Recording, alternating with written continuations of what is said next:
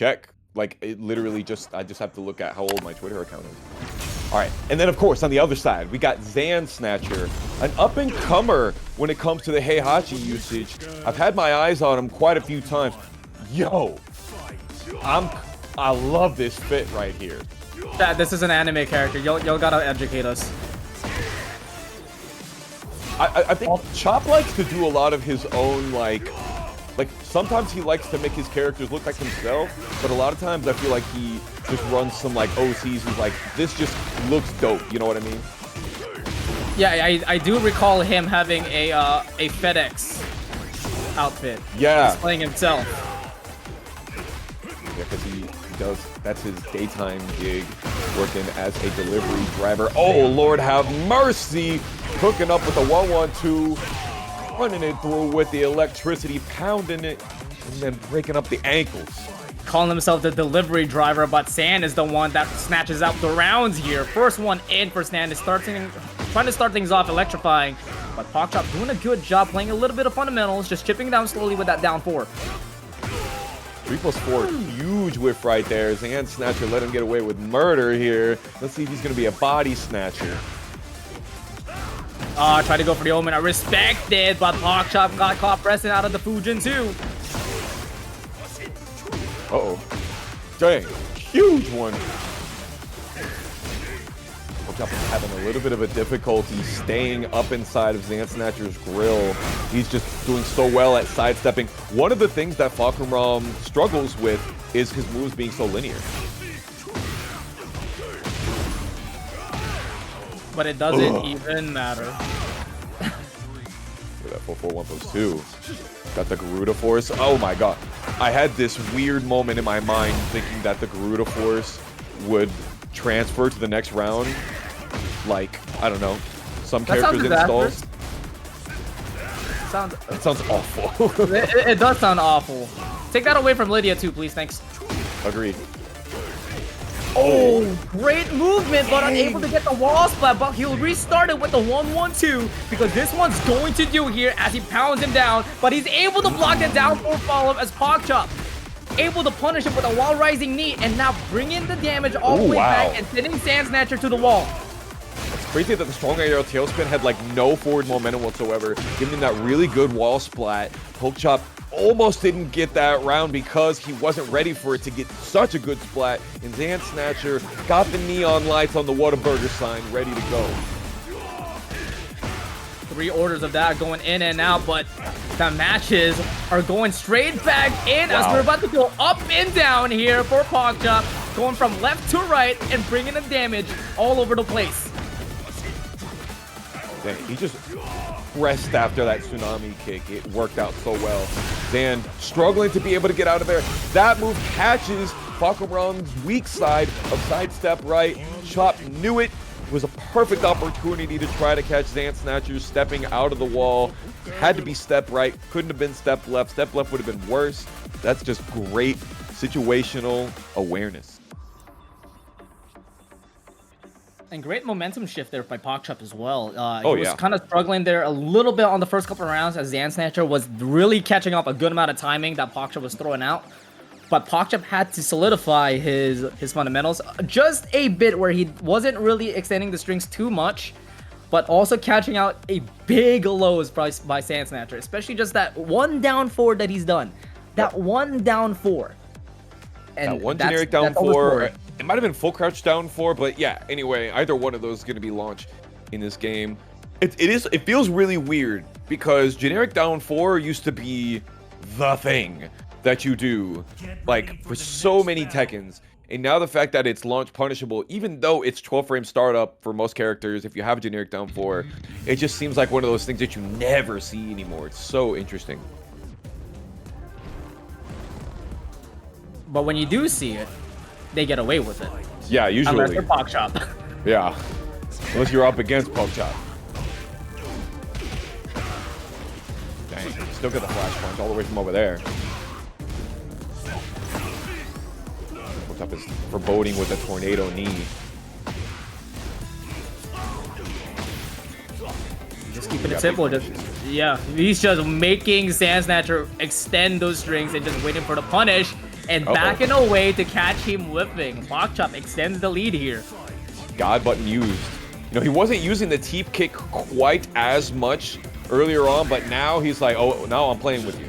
And you know when Chopper's on stream, he's gonna play with his food a little bit. He likes to do that. Twitch.tv/Pokchop, by the way. Pokchop TV? Pokchop 50. My bad, guys. He was in the chat a little bit earlier. Side step 4, not quite. Pokchop still has the opportunity to bring it further. Sand Snatcher getting pressed on after down back 2. It's kind of crazy how you're +7 after down back 2 hits, and people are like, I don't care. That's a lot of cases here, I think. Yeah, you're not wrong. Even after heat engagers now, you're +9, and people are like, I'm mashing. Ooh, big Sabaki. Speaking of mashing, oh my god, freaking of bringing in the heat. Pokchop able to get the counter hit, but the back 4 snatches his soul away. And this is gonna spell disaster for Pokchop. Here comes the geopolitical storm here by Zan Snatcher and bringing in the ground pound to stay alive.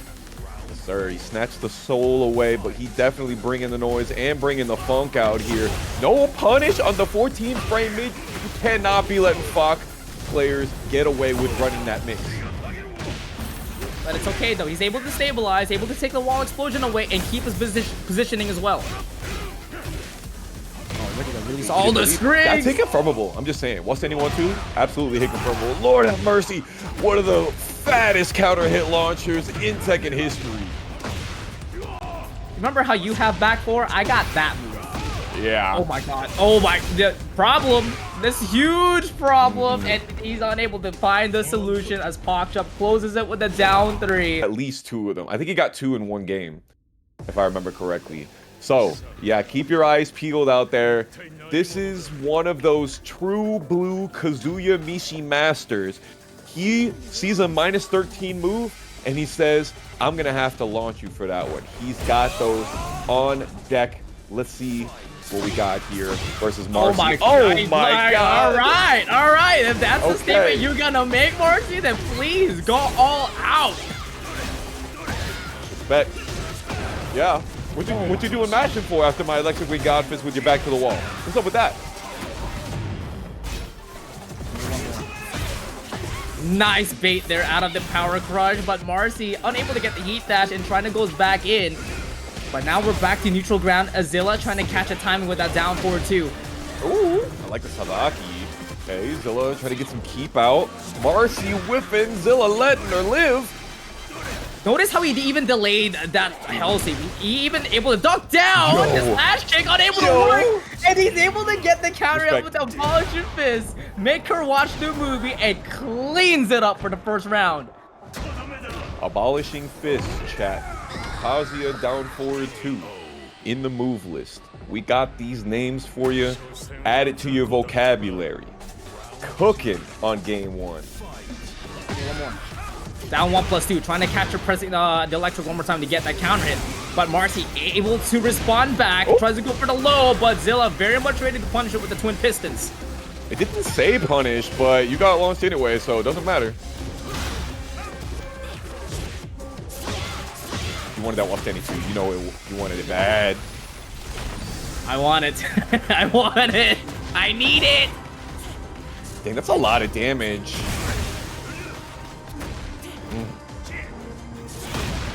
So many of these down 4-2s are definitely electric when Godfist. Or maybe there really are down 4-2s to really get that countered. What a block out of the low-high string here by Zilla. Able to convert it to a combo with the Patriotide's Fist. And able to get the counter and grab. Marcy unable to break it, and Zilla is up 2 rounds to none. You don't see that one very often. I imagine he dropped that combo because of the female hurt box. That is quite the potential there, but Zilla trying to get some deja vu on his side here, starting off with the electric on the 3rd round. Able to get the counter on the down 4-3 string, but unable to convert into any follow-ups. Didn't go for the heat engager. Sidestep left into the electricity. You know, that's what I'm trying to see. Tries to go deep for it. Still gets the hell sweep all the same. And Zilla up $1 on the ladder. 3 rounds straight A very electrifying start by Marcy, but immediately gets shut down by Zilla. Just like what you said, with a no round brown. The fact also that Zilla able to dish out her treatment with the round start electric on the 3rd round to add a little insult to injury to close it. Yeah, I think going for that big sweep in the end of round 2, very risky, obviously, but that's one of the things that Reina players talk about a lot, like Yoj from Saudi Arabia, formerly from Northeast side. Shout out to the GOAT. He always talks about how much this character has to gamble. And I feel like at the beginning of Tekken 8, we were all shook by this character and having to deal with this character's mix after 442, the Sentai mix. And eventually, everybody had to learn trial by fire how to defend against this character. And now, they just know their options. They know their risk rewards. Yeah, it's crazy to kind of like deviate to what Reina is now compared to before, because there's a lot of Mishima players that think Reina is the weakest Mishima out of the cast. And in all fairness, I don't know how she is weak compared with this. I think they're all pretty balanced. This is a fire fit. Yeah, I agree. Yeah, I also agree with you with that too. This is a insane fit. I like it. 10 out of 10. For sure. You know the fit is dope when you can't tell which character it is. Look at this. High speed action right now. Ooh. Oh! Trying to catch on the wake up to convert the heat dash into a full combo, but he's able to convert the trade out of the electric when God Fizz, able to drop the combo with the side axis, but he's able to clean it up with the back 2 to secure the first round. Yeah, very interesting. Back in the tag 1 or the tag 2 days, you finished all your combos with Hell Sweep. Like, you just knew if the first hit landed, the last one was gonna, the second was gonna run. And so it was really interesting that it didn't land in that situation. Zilla is doing some really good job at keep out. Marcy's trying to float like a butterfly, and these down 4-2s be stinging. Oof. There it is. He's able to sting like a bee and able to dish it right back out. I got my own Sabak and I'm gonna step on you. That's a lot of damage. Sting. Quick piston, nothing doing. Just a little bit of hesitation on these punishes. Baited. Oh. Baited. Back 1-2. Wall splat, and that should secure it around here for Zilla. 1 round away to move on to pools.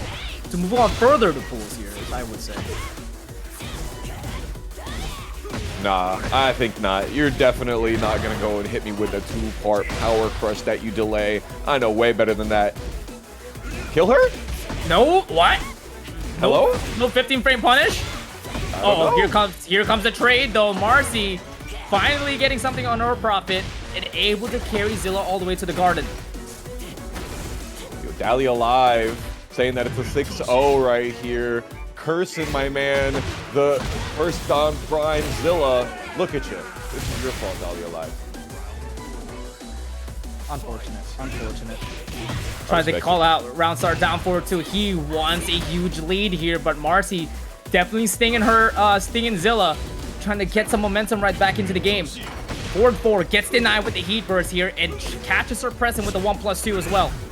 Very interesting usage of the 1+2. How often do you see that move come out in this day and age? This is not 12-frame startup or anything like that. Gotta kill her for that one. Oh, you know what? He'll do it with style with this heat dash combo. He heard you, but he's unable to carry Marcy all the way to the wall. Could have been a much bigger punish, especially with the Reina hop kick that she has. Try to sidestep left, nothing doing. Big Sabaki working out for him. More delay, more punish. Thank you so much for allowing me a second chance to be able to answer correctly. The one time she doesn't go for the 1-1-2 secures her survival point. Zilla start things off with an engager here, but Marcy able to cool him down here, getting herself away from the wall. Good job with the sidestep right. Still getting hit with these 4-4-2s. Oh, did not hit confirm. Doesn't want to go for the electric. Wants to keep it tight and keep the execution right. Oh, he's in the back against the wall here. Unable to convert it to the dash, but Marcy able to put that stop sign in, able to bait Zilla once again with the Sabaki. 30 seconds left to play as Marcy has the intimidation and the life Don't lead. let her. Okay, she doesn't have the heat dash anymore. Lord have mercy. Two things right here. Number one, we got ourselves a game 3. Thank you, Marcy. Appreciate you for that one. And we just got $50 into the matcherino from the homie. They think I'm a duck. You know what? They can think whatever they want. Use a goat today. Fire. Fire. Damn, that was bars, bro. What the hell, Tony? I don't know. Sometimes, you know how like when you're doing commentary and like you just go in and sometimes you reach and you just grab the correct fruit off of the branch and it's ripe as hell and you're like, oh yeah. It's like when you go buy a bag of strawberries or like a little basket of strawberries and you pick one out and you're like, dude, this is the best strawberry ever. Yeah, and you're like, this is the fruit. This is the fruit. Yeah. It's the Tree of Might style. All right, let's see who's gonna level up. Who's the real Super Saiyan? Who's the real Mishima master? Marcy or Zilla? The Tree of Might, because we're going to game 3 because it is right, and we're gonna start it off here with the fight here with Marcy starts off swinging and pushing Zilla all the way to the wall.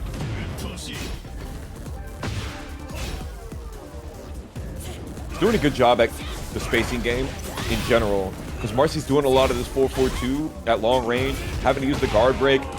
Yo! Loki, I'm very glad that the second hit didn't hit, but I'm also very surprised that the second hit didn't hit. This is definitely a Umamuse. Is J2 here? Snatcher kick. Makutani Fufu. Oh, damn. Something.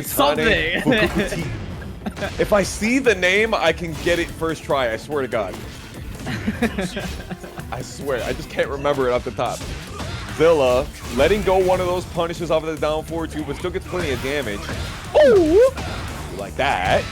But it's all right. He'll dish out on the right way with that electric. And just like that, Zilla equalizes the round here for game 3. But Marcy starting off here with violence one more time with the same string, but with a different sequence this time. Zilla able to stop the offense quickly.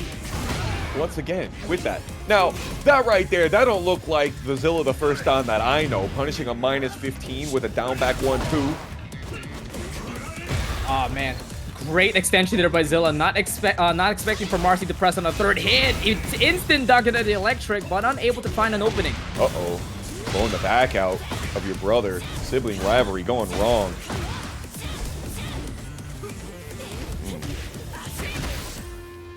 Zilla still trying to make Marcy have their back to the wall. Hell sweep lands perfectly. No down forward 3. Patricide fist tries it out. Zilla does get the hell sweep. No wall splat though.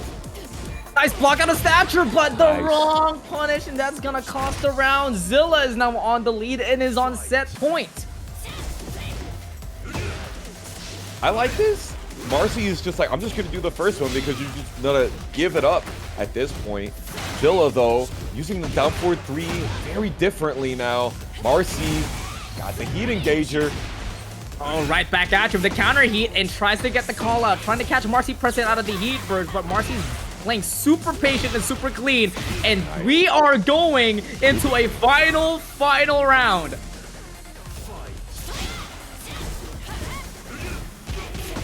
Gotta summon the electricity from inside of him. Got that beautiful duck under the unbreakable throw. Huge opening here for Zilla, and great wall carry as well. Whips right in front of Marcy, but Marcy unable to punish. But the pressure is very much on, but Zilla, nice fundamentals to break the generic grab, and instantly goes for the pressure with the heat dash. Yeah, big heat dash. Marcy, though, has the map advantage like crazy. Goes for the option that beats the down jab. Knew that Zilla would crack under the pressure. Seems like it's a canon event. Nice block on a down 1+2, but the wrong punish. Zilla barely holding on by a thread. No resource to the wall, but he's able to find an opening with the electric. This is going to be huge damage here. And great Oki, but the low wall splat's going to cost him. Yowza, I think he went for a Sabaki there in the very end. Marcy popping off with the electric E-charge after taking the full 3-round sweep back both game's weird that it's like the double. Yeah. Okay, fair enough though. Yeah. Ooh, okay. I like the palette here. We've got Azucena versus some Mardi Gras action. I'm colorblind. Sorry if I messed this up. Static shock. Static shock. Static. Okay, you're right. But it was the mask, and there's purple in there, right? No, blue. That's why you can't see it. Damn. All right. I'm cooked. Cook, but never blend. Ooh. Speaking Okay. of which. Ugh. Terremoto in coming with that engager, but damn, JonCon to shut up and let me get my turn right back. Holy Dang, that 1+2. He know what to do. Oh. For Canada. Blame Canada. Let us know the Canadian players all throughout the TNS. You guys definitely showing up. Pock 8, looking at you. Remember that amazing Hwarang. Booster Blast, we miss you. And nice down forward there by JonConBoi. Yeah, that's a sneaky one that you have. Definitely not gonna go and get the rest of that. Boy, you gotta keep your eyes on the screen now. Wait, John knows the strings. He's able to duck those strings and able to get those punish. Oh my god, the side step maneuver is able to potentially avoid disaster, but that back 3-3 able to pick it right back up. It may be a little bit scaled, but the positioning is definitely on DoxFreaKz's side. However, John able to fight back with this heat dash, and this combo is gonna be a lot. Pretty good. Still get the Kilimanjaro uppercut in the middle of it as well. Bouncing, continuing to keep up the back turn stance mixes, and just put on these plus frames. Tries to go for the big call-up with the spacing trap. DoxFreaKz not swinging. Oh, great frame trap there out of the orbital into the back 3. Here comes the big kick energy, and also the big ducking potential here by JonCon, knowing the strings and studying the matchup. JonCon, he's definitely looking like he's been doing his homework. I like that. I like that. But remember, you got to finish the entire test. Man, the down 4-1-4, slam it on him. Oh, I can duck those strings too, as Doc says. But John really pushing Doc all the way to the wall, and he's unable to fight out as John able to get that counter hit and pushing further in. Out of here. Bro, that Eddy power crush, so good. And right back at him with the Rage Art. Now, a lot of people I've been talking to, they're like, oh, I have a Rage Art bind. Rage Art bind doesn't get you the ability to duck that jab right there. You hit down forward 1+2, you actually do what Street Fighter players might call an option select. Oh my god, but the option of the steel-toed boots right through the rib cage stops the momentum completely.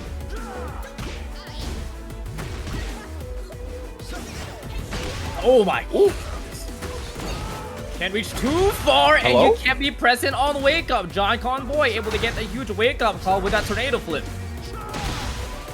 Uh-oh. Okay. He's rolling forward. I think he's trying to do kip up, but he's not in the right wake up situation. That's wild.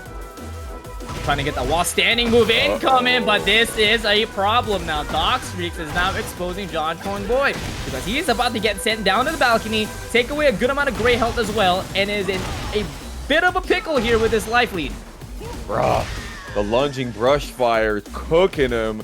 There was so much scaling on that combo because of the double wall break, but JonConBoi could not keep it together on Oki, and now he's struggling with the pressure. Here comes the movement here as well by Dox. He's able to expose a lot of openings here and able to catch JonConBoi pressing. But John trying to retaliate right back, but Dox putting up that stop sign of that heat smash. Dang, the 3-round streak straight back from the junk food arcade JonConBoi. I gotta say, not what I expected. After those first 2 rounds, he looked like he was locked in, ducking some strings, being able to get out of there with the 1+2, the evasive, low crushing counter hit tool. Maybe we need to see some of that come back because that button, it was doing pretty well for him.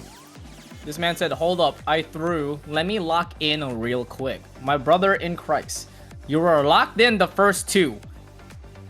Why did you throw the keys out? I'm saying, did you forget your keys at home? Did you lock yourself out? Okay. Genmaji Temple. Walls are so prevalent here, and I feel like both of these characters have really tough wall pressure to have to deal with. Did Dox just make Green Lantern? Yeah, are we cooking on some? We got a lot of DC universe here.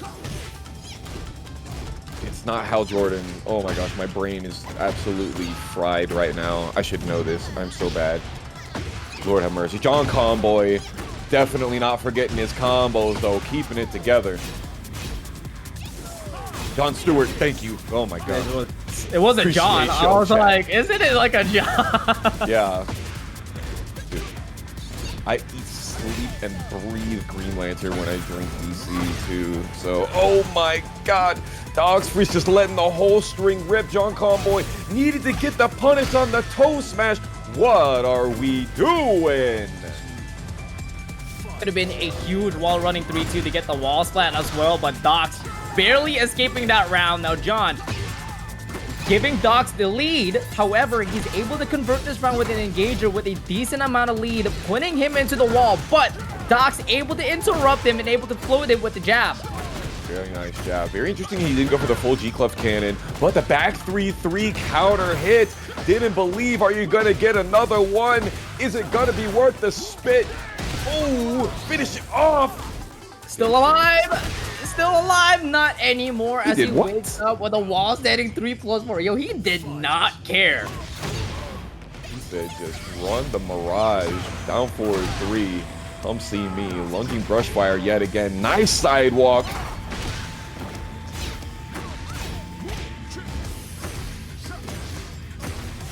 Oh my god, the strings are happening, all the threes, because he could get the third round here to send John, but John sprinkling's out of there, but he immediately gets denied by the down jab. JonConBoi, unfortunately, was unable to lock in. Therefore, the loser is in, and it looks so sick. It's Dude, so Mark sick. Gunner for life is insane, unfortunately. My man, a master of the Raven, one of the OG clan. Let's see what he's got planned for Fisherboat. A lot of knowledge, a lot of wisdom here for UzcáTegui. One of the few players that was able to send one of the Korean legends early when it comes to Tekken Tag 2. He was one of the upsetters that shook the Tekken community, and he continues to shake it here as Fisherboat looking in trouble after the low parry. Ooh! My man Fisherboat just shaking it off right there, making some noise. Mog towards them. Don't want the wall splat. You're gonna go and get hit. Why are you ducking? The double fister inner. That was a statement and a half, and Fisherboat continues that sentence here with that float down 4-2. UzcáTegui looking in trouble here, trying to go for the low, but he's able to catch the timing here to activate white nose to switch positions. I like the options here. Fisherboat is definitely looking like they are awake in these situations where we're getting like the Raven teleports and whatnot. We'll see if that keeps going or if that was just fluke. Oh, yeet! Snap! Yeet! Shot us the battery. The other one would have done more damage though. There just wasn't a wall there. If only. If only. Oh! Another low parry. Why are you reaching down there? What you doing? Drill him in. Doesn't kill though. And tries to catch him, duck him, but Fisherboat ready for that defense and is sitting on in a pretty 2-0 lead. Yeah, very interesting. Okay, look at that. Fisherboat just like, I'm backing up. Whatever it is that you're trying to do, you go ahead and do it all the way over there. I got 50 seconds left.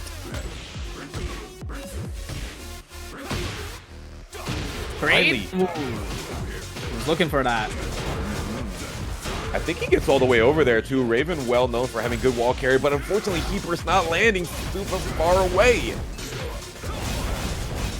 It's alright though. Hellfire incoming in, but Fisherboat got caught ducking, and that's gonna breathe life to UzcáTegui's game 1. Securing round 1 here.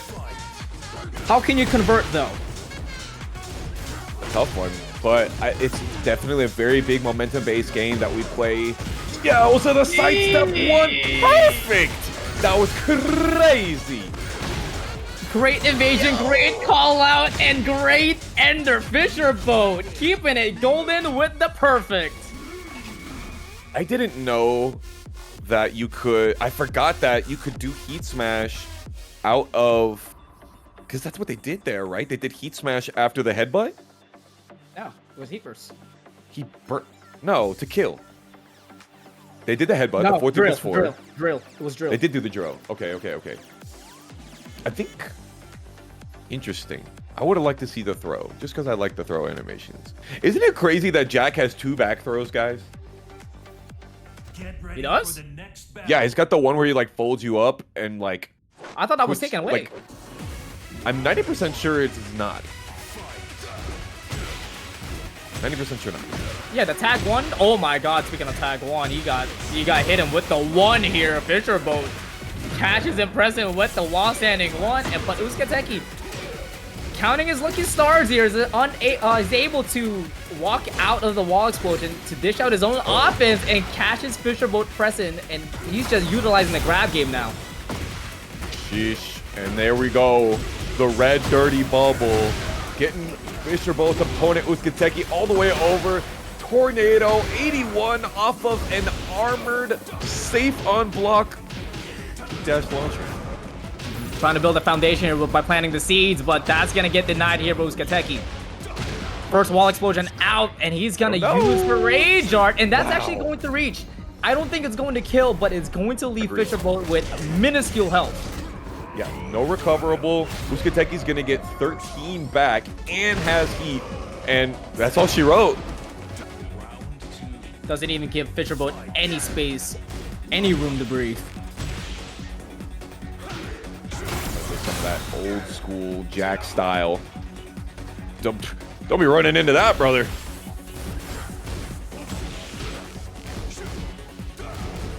Ducks. Okay. Very interesting how UzcáTegui's going for like the string mix-ups now.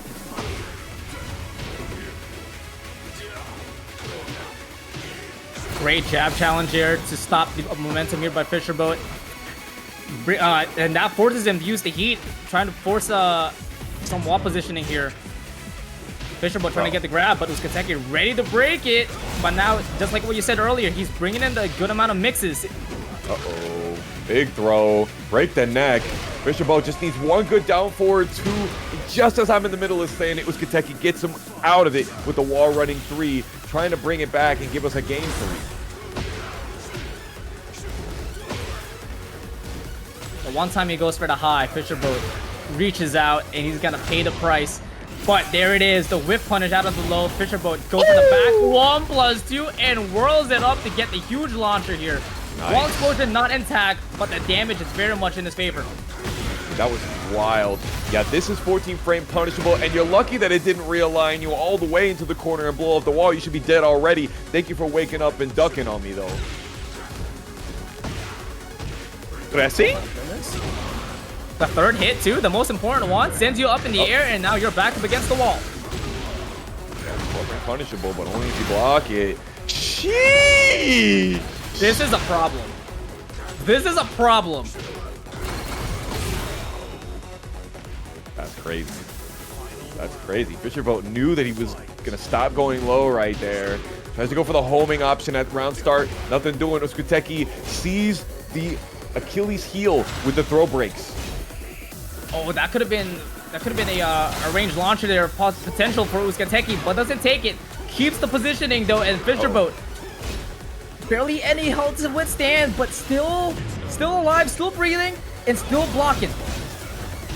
Going low. Never mind. I ducked. I died. You saw like the figure, the ragdoll crouch. I was like, yep. Yep. I 100% did the exact same thing that Fisherboat did right there. I ducked. And I died. But that right there, that's exactly what I want to see. This is exactly what these players are doing for you and me, giving us a game 3. That's what I'm talking about. UzcáTegui and Fisherboat. They've been playing on some small stages here. I wonder what it looks like if they play on a bigger stage. We're about to find out if it's going to be rewards. So that's a decent stage. Okay, Definitely. Okay. Pretty balanced here. And just let you guys know, the winner of this match will be going up against Shake for top 48 qualifiers. Oh my god! You want to try to parry? Not allowed to be doing that. We are on Fisherboat's home territory.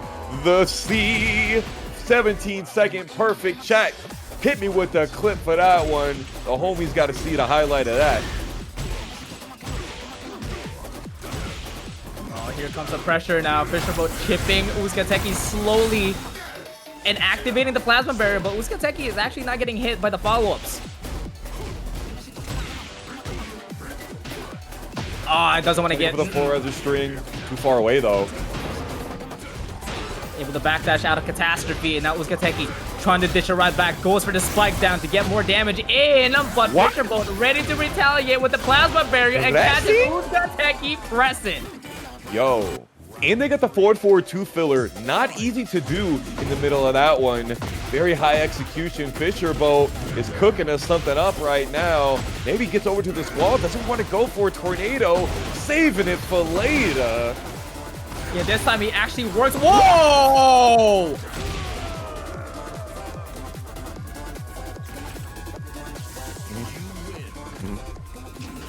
Yeah.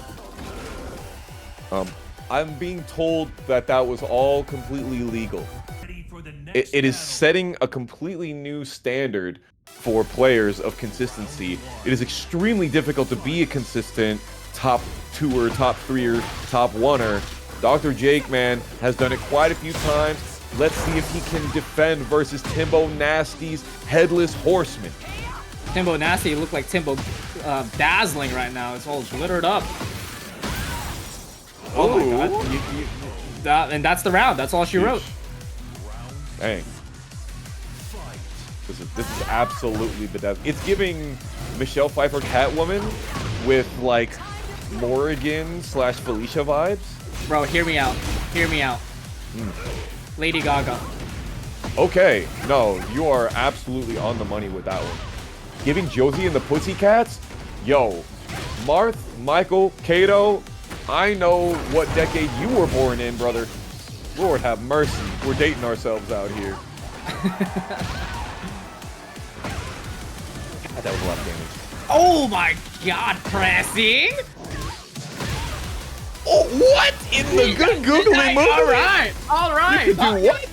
He's a doctor, bro. He can do anything. He can get away with that. What a way to operate that combo. Well, 2 quick rounds here by the doctor, and timboNASTY is looking in trouble because he got caught with the hop knee, but JAKEMAN fortunately able to drop as timboNASTY able to start his own. Gonna have to call up the malpractice attorneys right here, but you're the one that entered the ring of your own volition with your own consent. RKO. We're tipping that cap to you. Could be hearing the voices in his head because that is one way to close it. Another heat smash with a no round for the doctor. By the way, Dr. JAKEMAN, he knows them spots, has the ability to put you in a coma like an anesthesiologist. My man Woozy929 coming in with the sub. Appreciate you. And also, I'm not sure if I missed this one, so I'm going to go and shout it out again, even if Spirit already caught it. Joe Christian, appreciate you for the resub for 15 months. Cooking us up. Tampa never sleeps. Always getting brought up by the community. Thank y'all so much. timboNASTY, you're going to have to come back with something fire for this one.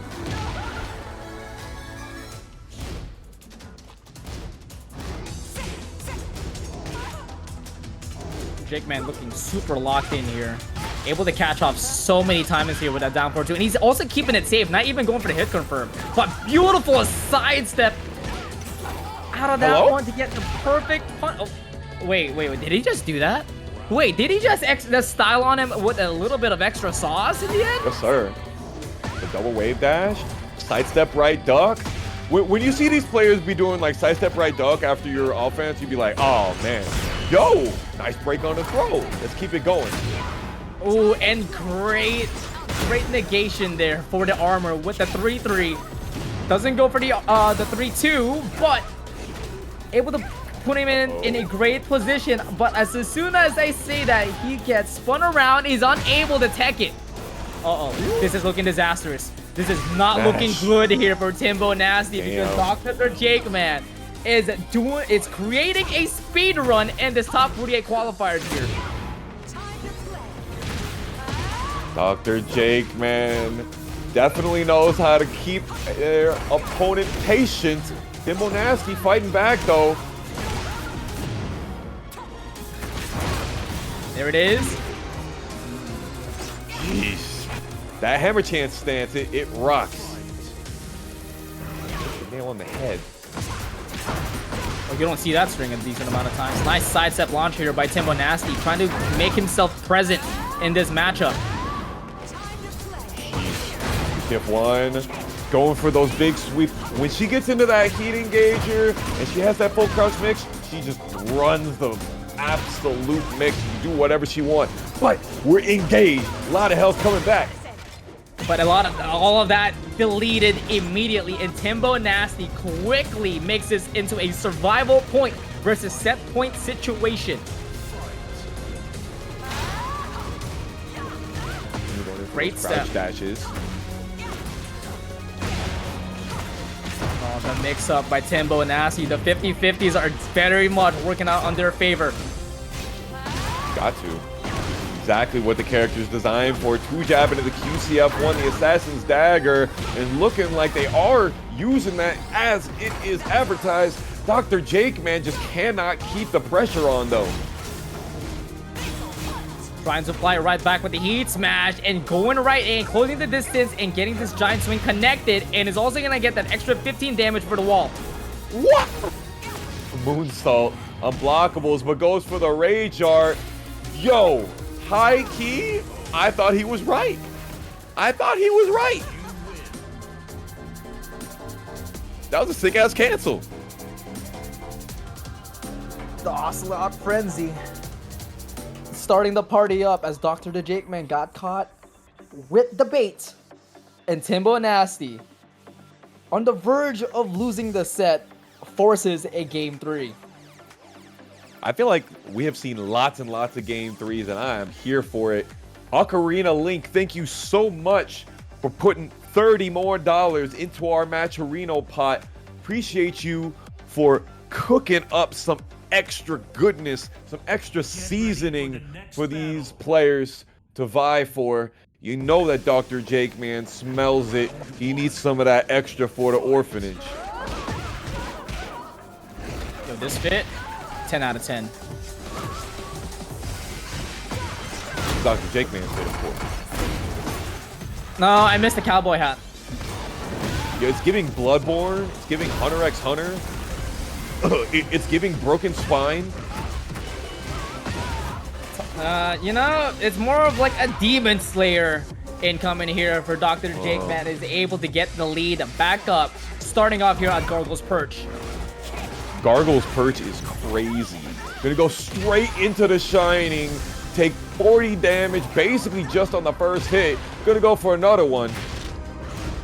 Yeah, it goes pretty unscaled, but speaking of which, a round starter here for the Hopney, but immediately gets dropped as timboNASTY able to roll out of trouble and start his own, but this time with a little bit of damage as well because it's back turn. He has one of the best back turn combos alongside Nina and Bryan. Lord have mercy though. You know what? If you're gonna kill me, you might as well do it with that. Eat up? Yes, ma'am.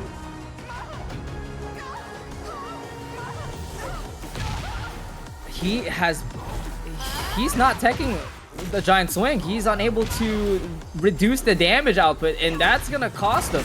Right now, 45 seconds left to play, and timboNASTY does not have any great health to recover. But I don't think it even matters because here comes the right hand sweep, and timboNASTY's gonna dish out a lot of damage, and it's gonna force yet another 50-50 as well. JAKEMAN super far off and goes for the long range running exploder. He's on fire from downtown.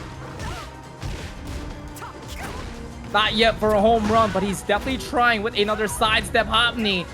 But a giant swing. 4 to the road, and this time he's able to tech it. One of the things that Dr. JAKEMAN so well known for his usage of the Muscle Buster. But timboNASTY's shown so many of those throws, of those lows, excuse me. The Jojito, the horse kick into the 4-2-1.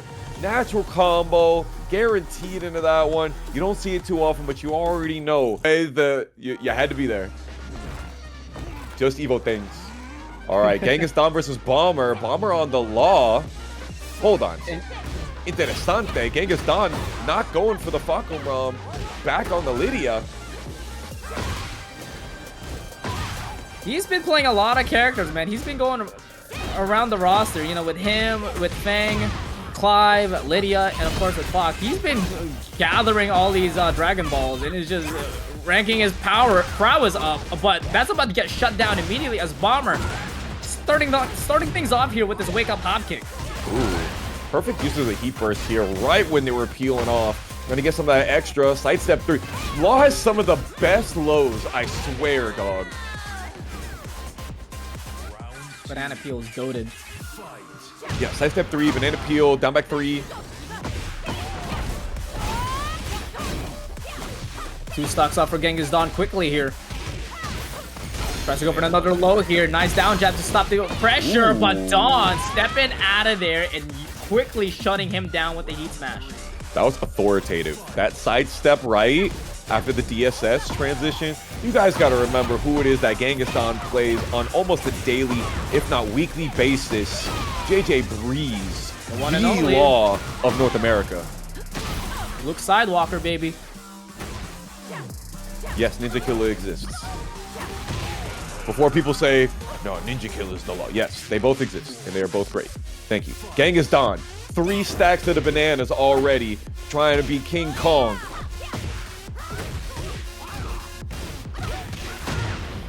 Oh, nice flicker here. Bringing in the fire, but Genghis dishing it right back, challenging after the heat engager. Right under. Bomber is struggling to get this pressure back. He gets a little hit in there every now and then, but Genghis knows exactly where to run those parries and uses the down 2, also known as veto. Says, whatever it is that you're trying to pass through my office, get it out of here. That was so much. Yeah. No, we were talking about this earlier. That install is crazy good. That install should not carry over. I'm sorry. You know, you're carrying on the topic earlier. You know, I'm 3 stocks just to carry over is insane, and Genghis just shows how strong Lidia is. And we are about to go into the next game here, Arena Underground. If Dawn gets another wall splat potential here with those 3 stocks, it's going to be disastrous for Bomber. But Bomber trying to make an explosive impact here as well on game 2. Let's see how he's going to start things off. 4-2 gets with the down jab and knew exactly what was going to happen if the armor came through. Nice wall standing 2, power to people, stepping, getting the wall close to the wall, but Dawn fighting back. He's got the people's vote, but the Prime Minister's got the electoral vote. But immediately, just like what you said earlier, it gets vetoed by the Flicker 1-1 heat dash. Listen, you can't be breaking the law. You got to be following what it says to the letter. Get up on there, almost towards that splat. Wow, it's still realigned. That's crazy. Carry over, no, the heat burst just misses just a bit, unable to extend the combo. But Dawn trying to get the dominant pressure right back, and Bomber actually doing a great job stepping out of trouble, dishing it right back to Dawn. I can step 2, and just like that, the Bomber 2 rounds to none here, trying to stay alive, force game 3. Sidestep 3, huge counter hit, nunchuck follow up. Dawn once again using the sidestep right very efficiently. Another sidestep 3 to get that heat engager, and Dawn looking in trouble. No stocks up on the board until now with this heat engager. Very much extend gameplay here as Bomber gets chipped down and eventually falls down with a down forward 1. Yeah, they did nerf the plus frames on that mid from the Heaven and Earth just a little bit, but she's still quite a force to be reckoned with. And that stance pressure is insane. Rocking with the political punch for the extra plus frames. No, you're not allowed to heat burst back. It's my turn. Okay, I'm sorry. Oh my god. Oh, that's so unfortunate. He had the right wall splat, but he's unable to convert it and realign it to the other side. But great answer there for Bomber to go for the grab. Definitely a perfect option. Knows that the heaven and earth will transition every time after the heat smash. Goes for some extra. Still was in DSS afterwards. And just the little toe taps. If I said it once, I said it a million times. Law's lows are so strong. Just a little chip. Is that all he needs? Bomber. Great answer. He was catching Don Preston a lot of times. There was a lot of counter hit confirms that Bomber was able to dish out on that game. Yeah, I think that Lidia really feeds on her own momentum. She has some couple of good like panic moves. She has some sabaki, some parries, but overall, I think that she really needs to get started. So Don is continuously trying to start that engine and keep it started, you know?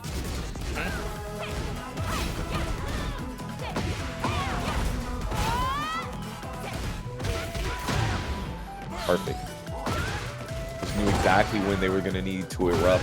Don was going to try and take some little extra frames. And now that chip damage isn't as bad, you can be like, you know what, I'm not really worried about that.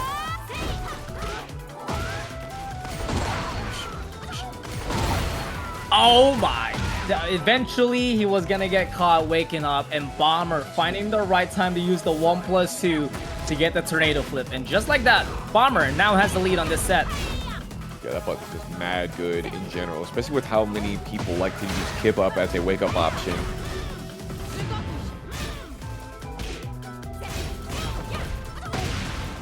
He's advancing with that string so often. Another. These counter hit lows are the bane of Don's existence right now. Bomber stopping his offense. Those side step threes are killer. Not ducking the second hit of the 1-1 string. And eventually, just like that, Bomber also reaches through the string and pays the ultimate price. Don able to equalize the round here, 1-1. Yeah, it's kind of crazy how Don is just controlling the pace with basically one string, choosing to charge it or not charge it. Another one of those lows. Catches the knees and able to convert it to a combo with the 1+2. Unable to get the wall splat, but doesn't even matter because he's gonna extend his offense with the DSS heat smash. And Bomber is looking pretty on set point. Yeah, low-key, Bomber was like, I got one of them too. I got a nice chargeable, non-chargeable counter hit button myself. Beautiful sidestep. Could have gotten a launch instead. Wasn't ready for it, but look at this parry. Oh my god. He whips on purpose to catch Donald waking up to get that 1+2 counter hit. And that's the way to close it down. Bomber brings it all the way back and sends Genghis Don to top 48 losers. King versus PCM Bull, if you know, you know. And then there's Hisa in the lowest portion of the winner's side. I'm unfamiliar. We're going to have to find out some more. But here's your Fok News update. Landon D versus Kuugo in the building. Did Kuugo just make Donatello? That's fire. Or is that Leonardo? That's Donatello. That's a staff. Yeah, Leonardo's the one with the... No, Leonardo's the one with the swords. Katana, I'm bad. Yeah. I'm sorry. Fake fan. You're good. All good. Fake fan is crazy. I blame the colorblind. Oh my god, you wanna charge things up here with the ROM stand, but bringing in the violence with that G-Clef cannon. Oh, sweeping. Charge it up on him. Honestly, I think Fok is a really good matchup for Bears because his legs are super long, so you don't have the problem with your lows whiffing. His Teep kick is a great 13-frame punisher to be able to beat out the hunting bear stance transitions on block. Like, I just think overall this is a fantastic character for it. It really covers a lot of hurt box areas, especially with a big body versus big body.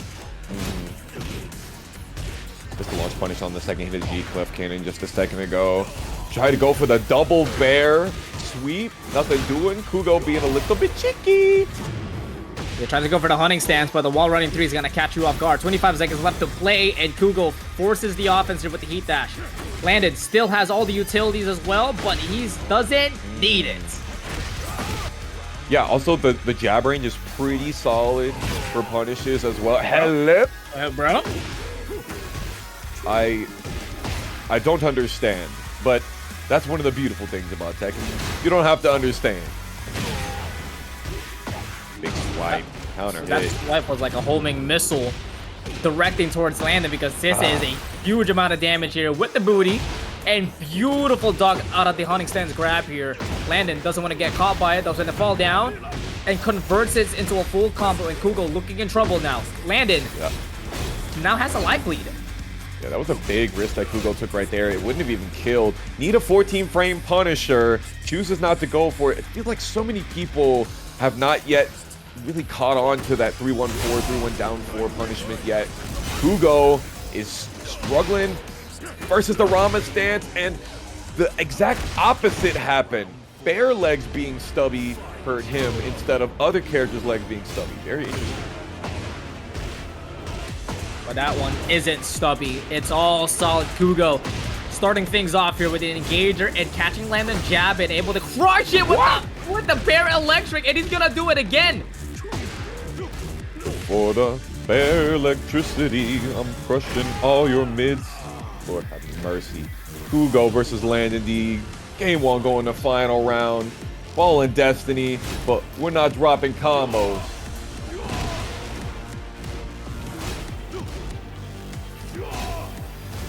Three continues on, but here comes the 3 pressure here that he's trying to force the mix, but Landon have a little bit of trouble here trying to find an opening, but he's gonna play the range game. Like the charge to be able to get out of the wall right there. Big risk, but he took it.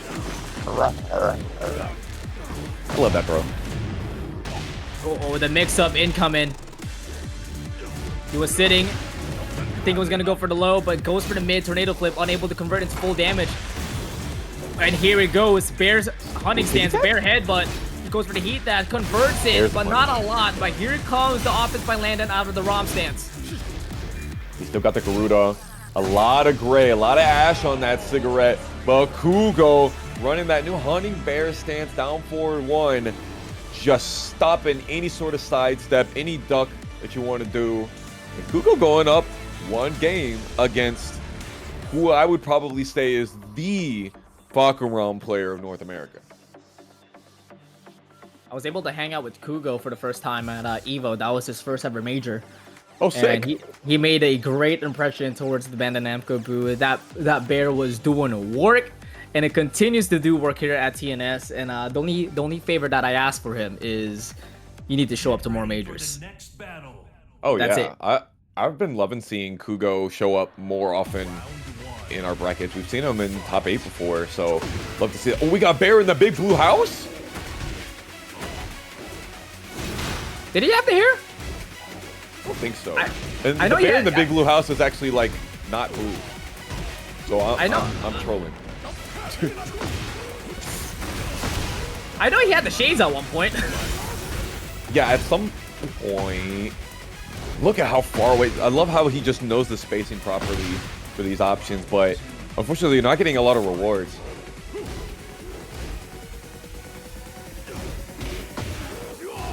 Landon's still playing that patient game here, just waiting, trying to play that whip punish game, especially with the long range 3 button, trying to force the mix, and also you see that he's trying to force some crouch mix-ups here. Ooh. But what a punish out of the 4-4-2 with that jet kick, unable to convert though. Yeah, he's got that high execution down forward 3-4. Kuugo allowing himself some more opportunities at victory. These 2 characters have the best whiff punishment range in this game.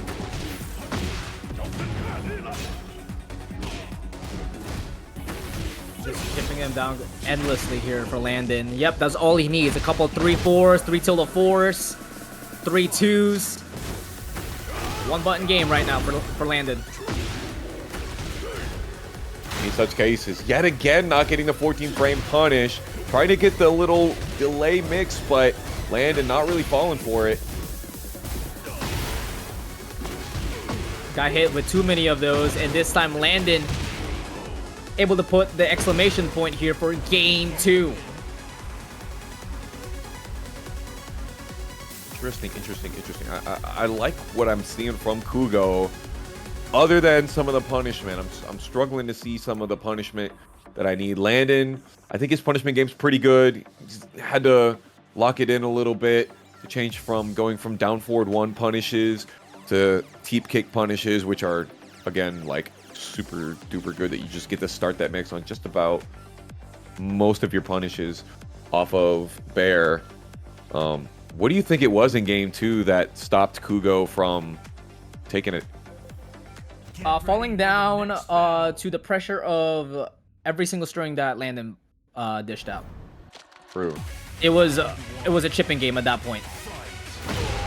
Yeah, the dump forward 3+4. Landon kept trying to go and see if he can get a hiccup for him on it. Ooh, this one, that's a spicy meet the ball, but we're droppable on the combo though. See, just like that, he's whipping a little bit farther than he wants to be, and that leaves Landon a huge opening to dish out anything. It could be a hop kick, it could just be a string pressure.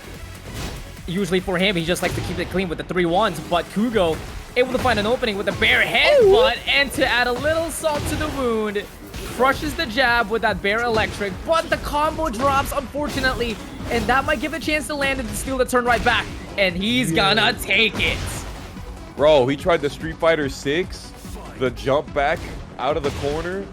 Not gonna work here, my friend. Not with these long legs.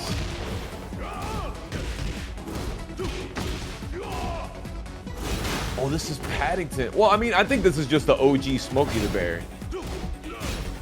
Goated custom. Default. I smell a counter hit swipe. I smell it. See, look at that. He's just... Oh, you smelt it, and so did Landon. He was able to duck out of it. But it doesn't matter. He's playing this game at a range 3 max. Damn, he just kept pressing on that one. Most of Akuma's lows not plus on hit. Landon knows it. Just immediately kept it going. No wall splat here, but there was a lot of pressure. Romp stance. You gotta guess it now, and he ducks, and he's gonna fall down. And Landon, after falling in the first lap, it was all gas, no brakes with the Fahkumram, and kept it clean with a bunch of 3-1s. You went over that TheJAKEMAN loss so fast, man. We're talking about the winners finals. I feel like you went over it so quick, but yeah, what's happening in losers? TheJAKEMAN is somehow in losers. Crazy. Spirit's gonna come back with some more of that information after this set, but you know you waited for this one. 2 Dragon Balls versus 1, Ty versus Joonya 20Z. Yes, and we actually have Ty on the screen. Thorns did not make the appearance, but Ty is definitely bringing in the slinger with that middle side kick against Joonya. All right, y'all. I need y'all to help me count the taunt jet uppers. You know he got them. Question is Joonya gonna let him rip?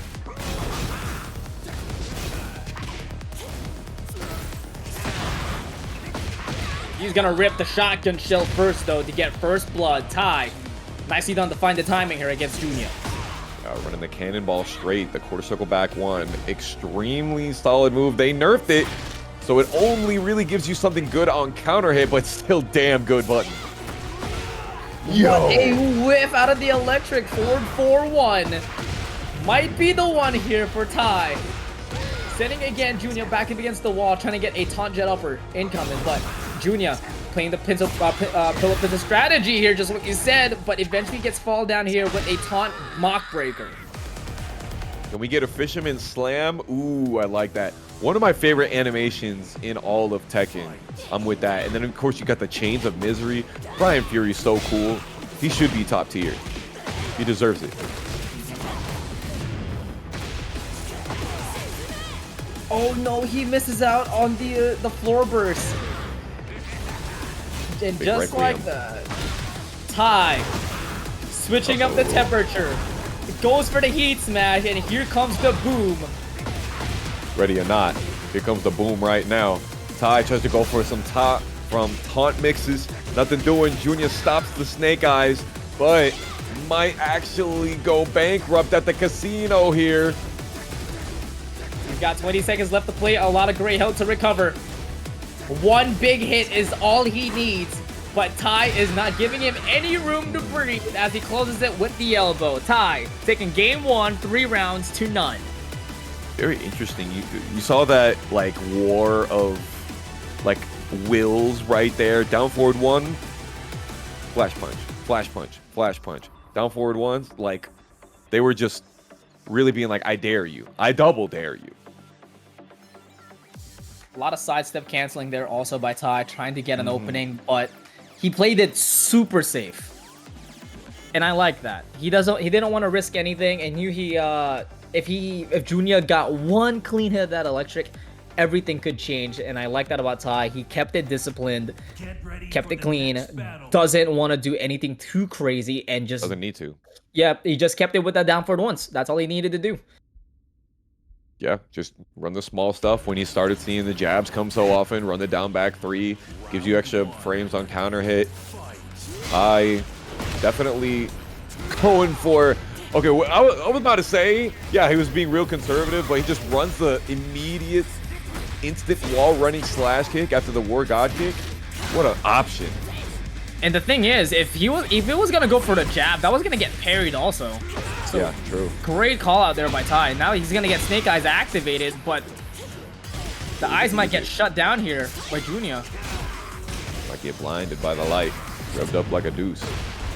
Joonya 20Z revving it up here. Uh-oh, Northern Cross slamming him.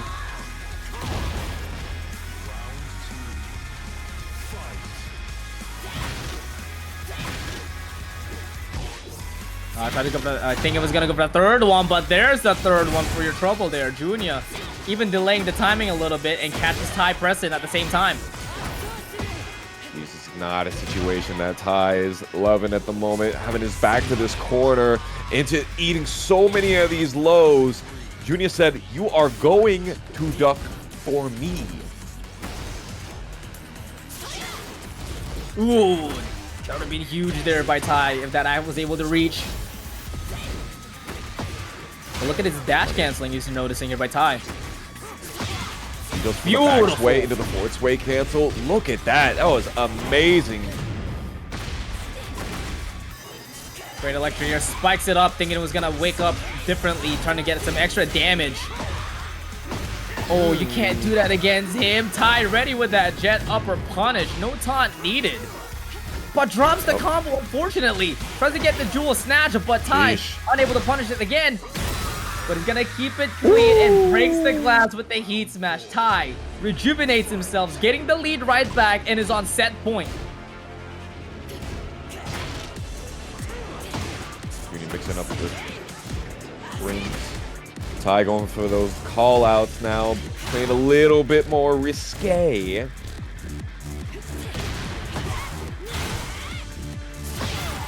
Oh! Requiem for a dream, but it turns into a nightmare as Joonya stops his track with electric and forces a survival point versus set point situation. Definitely a sweet dream or a beautiful nightmare, depending on what side of the set you're on. Joonya got him with the Heaven's Wrath throw, pushing him forward. Does go for the pseudo delayed hop kick and just continuing to break down Ty's legs.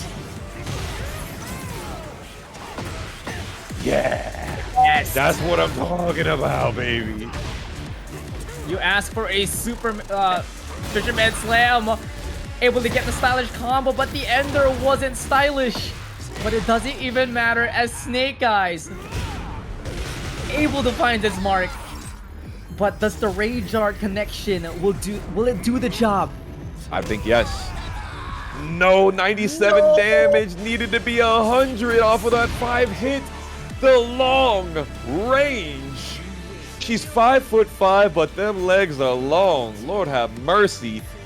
Can we get anything less than a game 3 on this stream tonight? I hope the answer is no. 5'5", but he's got the energy of 6'2". Joonya 20Z forces a game 3. We lost a lot of channel points because we really thought that was gonna kill. Real talk. Yo, that Fisherman Slam was nice. Got the blue spark and everything, which gives you the extra 5 damage on the beginning of the launcher. Dashed into the up forward 3, made the side swap happen. It's those damn sidewalls. Dag nabbit. Bane of everyone's existence. Sidewall Ready for the next battle. does save lives. And will it save someone's life again here at Arena? We're about to find out here at Game 3. Yeah, definitely Galaxy Brain moves from both of them. Definitely high-level play we're taking a look at here. And this is just the start of top 48, winner's side. And Ty starting out with a hatchet kick. And immediately once the gap has been widened, Joonya finds that, puts the electric wind godfish straight through the solar plexus. You may have a hatchet, but I got an axe with that electric. And Joonya 20Z making his presence known here at Game 3, but Ty answering right back instantly, and he's able to activate the heat to stop the momentum by Joonya. Okay, spiked it. Not guaranteed, but lots of that back after the engage. Oh, unable to break the Anaconda Assassin, and Ty once again has the lead in this set. Finally goes to the low. The Pokchop down forward 2-1, getting ducked under, but not launched, even though Joonya has the hop kick. Still, though, absolutely taking charge of this round. Able to get the conversion there with the get up kick 4, unable to pick it up, but he's able to restart this combo with the middle side kick counter hit. It's gonna be a lot of damage as well. Unfortunately, unable to go into the wall, but here comes the taunt. Able to get the mock breaker and double down with the heat smash. On heat smash, absolutely one of those. If somebody said, what would you nerf on Bryan? The fact that Ty heat smash has literally no execution behind it. But Ty still executing his opponent here on set point.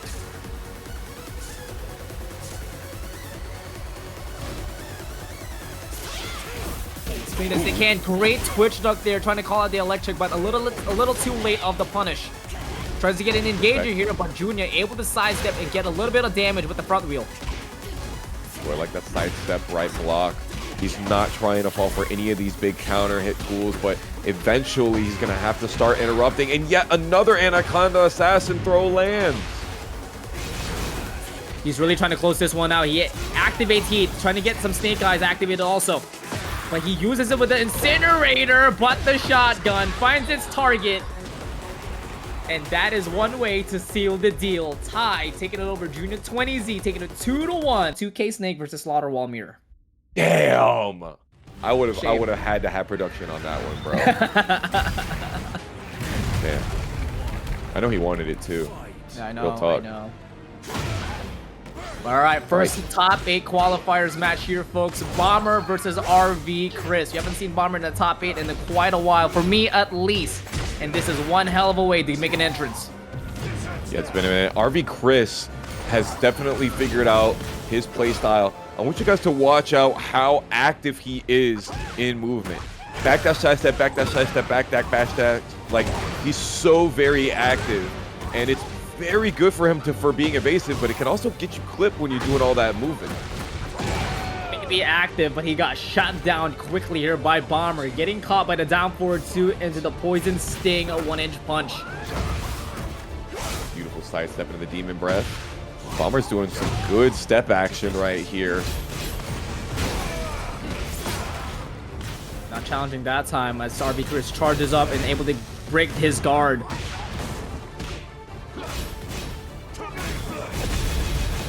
Cris with the heat smash. The aura of flame. No Phoenix shift for you, but the Phoenix might rise up again as Bomber drops the combo. Nice punish out of the blue bolt, but he's able to get the call out with the Knight's Gambit. Put him on the wall. Perfect. Damn shame, too far away. Still, You cannot expect that sword to be done swinging after the first one does. This guy's got strings on strings on strings.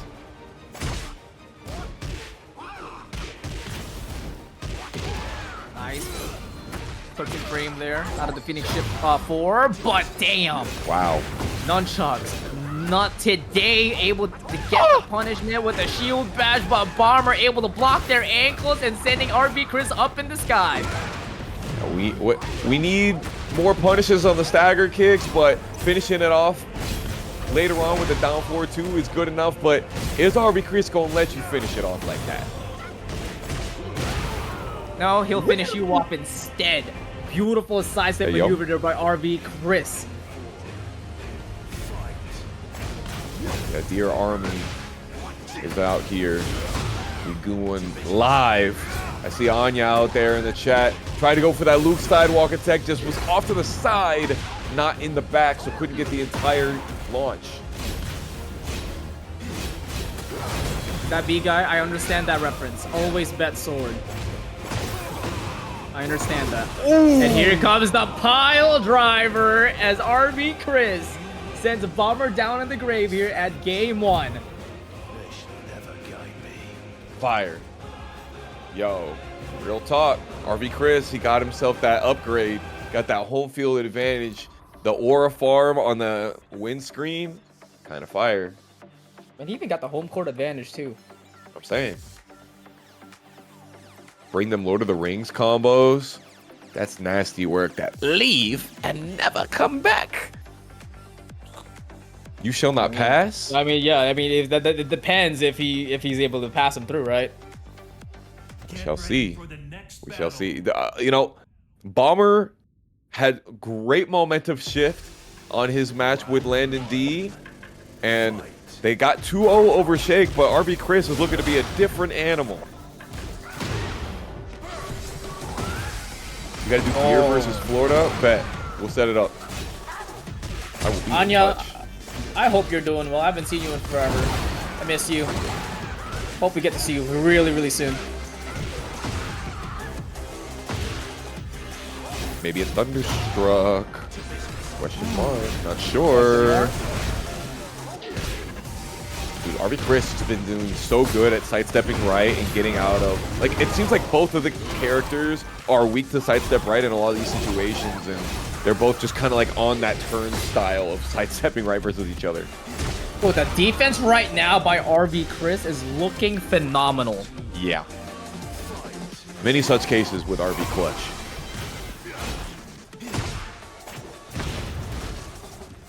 Bomber is looking in trouble. Up 4-3 to get an engager with that Dragon Darts, but Chris is trying to shut him down quickly with that pile driver. But Bomber continues to jab on with the pressure and keeping his momentum stable. But Chris, again, a great answer back. He's able to convert this sidewall combo into his own, able to get the wall carry as well. Bro. Damn, honestly, I thought the slide was a really good option, but Chris, he just saw it coming from a mile away. Just had just a little bit too long in that crouch. No disrespect to Luke Sidewalker right here, but Chris is moving right now. Yo. Will fucking punish there out of the wall, sending 1-2 and able to get that Echo Breaker. Listen, I think you need to shift into a Phoenix, but I'm not sure if you're going to be able to rise from the ashes off of this one. Chris is definitely going to make it over to a wall. I speak too soon? Hello? Yep. That was crazy. That hop kick and the throw whiffing in that situation. Still Chris making the most of the scramble, staying composed as always. Clutch, and anytime he plays any of the Mishimas, I love his Heihachi, but I've been loving seeing him play this Devil Jin more and more. I don't know if he just really likes the character right now. Is he trying to say something about the strength? Is it better versus this matchup? I'm not sure. Chat, see if you can see what I don't. Brayden eliminates JAKEMAN 2-1. What? Yo, I'm feeling like malfunctioning Eddy from Futurama right there. our reigning king of kings not even making it into top 16 loser side. That's crazy. And then while this all happens, NOMAR slamming down with the Manjinga to stop Shadow20Z from getting the first round. Shadow is hallucinating right now because NOMAR is hitting it with the sidestep 3+4. The Mirage is starting to get stronger, and here comes the mix-ups as well as NOMAR bringing in the sweep of his own, trying to get that counter hit back 3-3, but Shadow not pressing just yet. Yeah, didn't get the can launch on that one. Went for the down forward one punish instead. Not sure why, but NOMAR is definitely allowing himself to rubber band his way back. He said, as my man Astronomical would say, "You've allowed me to live, and for that, you must die." Damn, I miss Astronomical, bro. I miss him, bro. Shout out to Afro. But here comes the first sweep for Shadow20Z with heat, so this is gonna be a lot more damage. And we're gonna send him down to Gargoyle's Perch. Lasers. Get your eyes checked. Watch your toes. If you're ducking foe.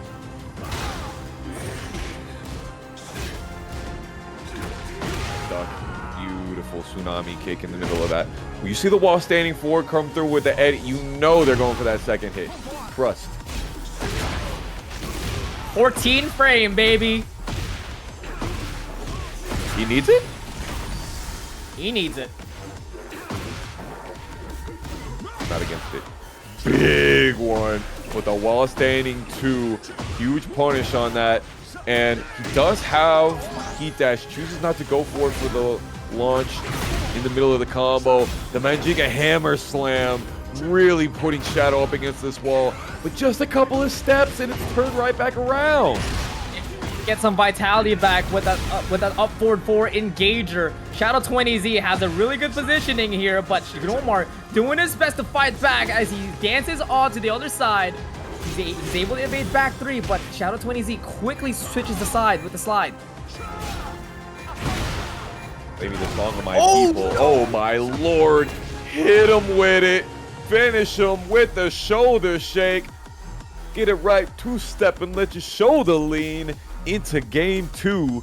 NOMAR. All I'm saying is NOMAR has not lost any of the last 10 games that I have watched him play. That's all that I'm saying right now. This guy is something else. Yeah, he's part of that new school. SpeedKicks was just recently talking about NOMAR, XO, this new school squad of T8 really have locked in to playing some of the best players in North America and continuing to force themselves into that pressure of becoming diamond. And the proof is in the pudding right here.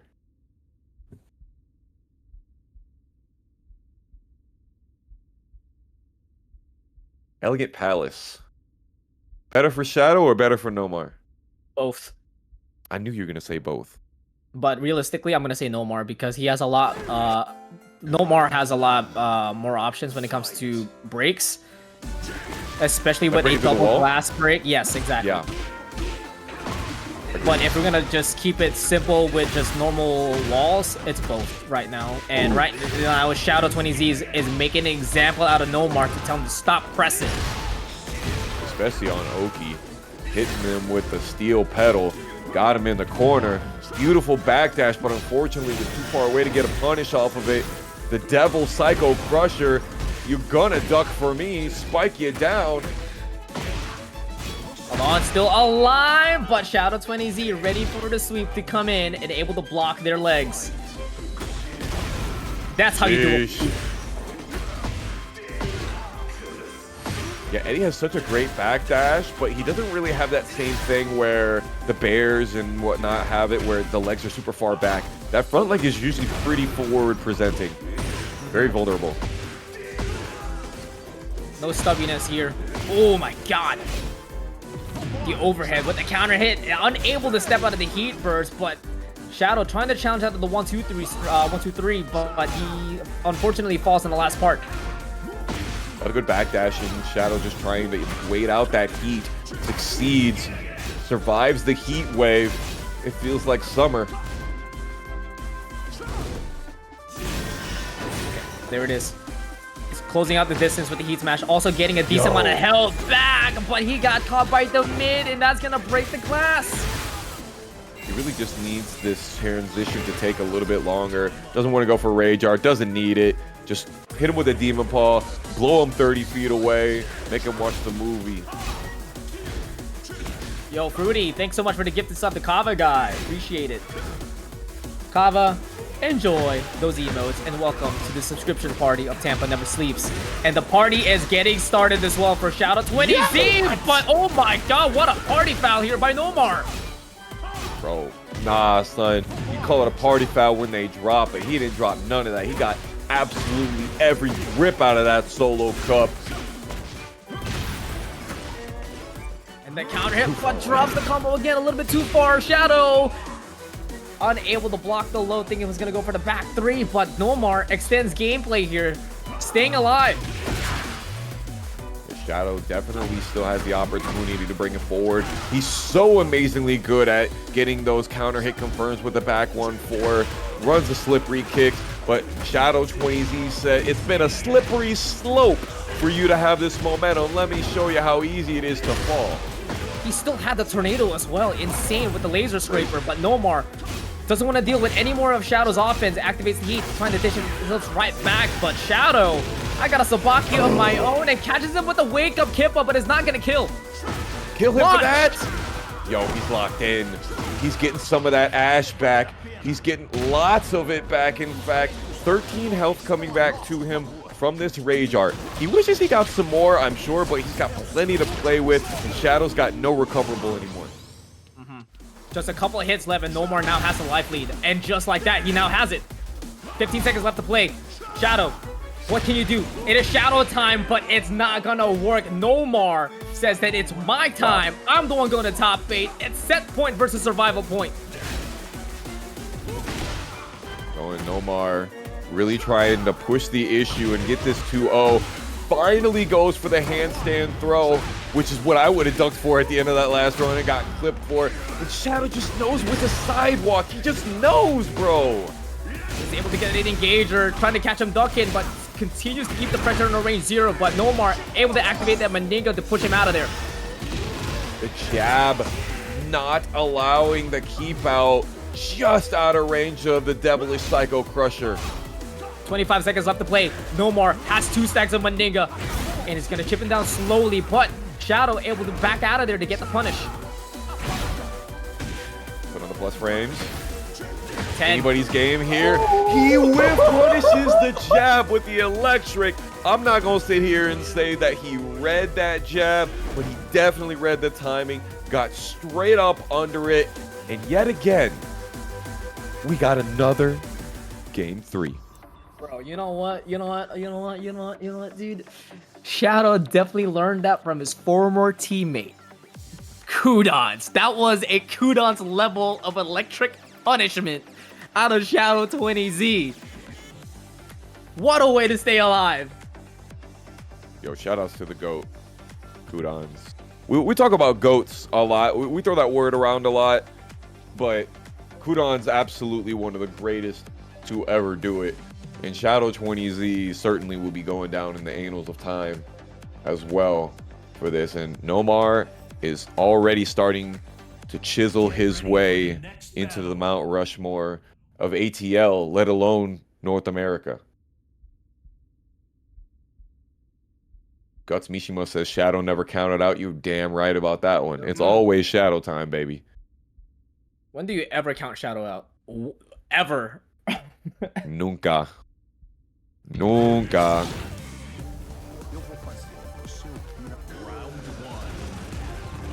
Right, game 3. A Midnight Siege. Oh my god. It's gonna be lights out early for you, though. Immediately backdash, got the electric wind god fist punish. Kava, JAKEMAN is eliminated. Unfortunately. Sorry to break the news. He was playing, and now he is unfortunately not playing. Tragic. And yet, Tomoriru was in our top seed, but I think he was unable to play today because he did not make it into our top 40, and I can't think of any other reason that he might have he said it was connection issues earlier. Oh, tragic. Yeah. Many such cases, unfortunately. Shadow trying to get that call out with the up forward 4, thinking NOMAR was gonna go low, but NOMAR kept it simple and utilized every single mid in his tool set. Ooh. Okay, you don't get to see that one too often, and unfortunately, those back turn screws that can be so difficult to land. Even a backdash doesn't get you away from the handstand throw. Cheeky.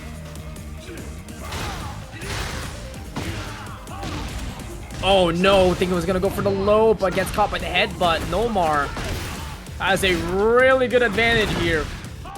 Heat on deck. Shadow 20Z barely has any health left, but still has a chance. Bro, and this is one way to start. Took a huge risk going for the low. I'm saying, why would you run into him?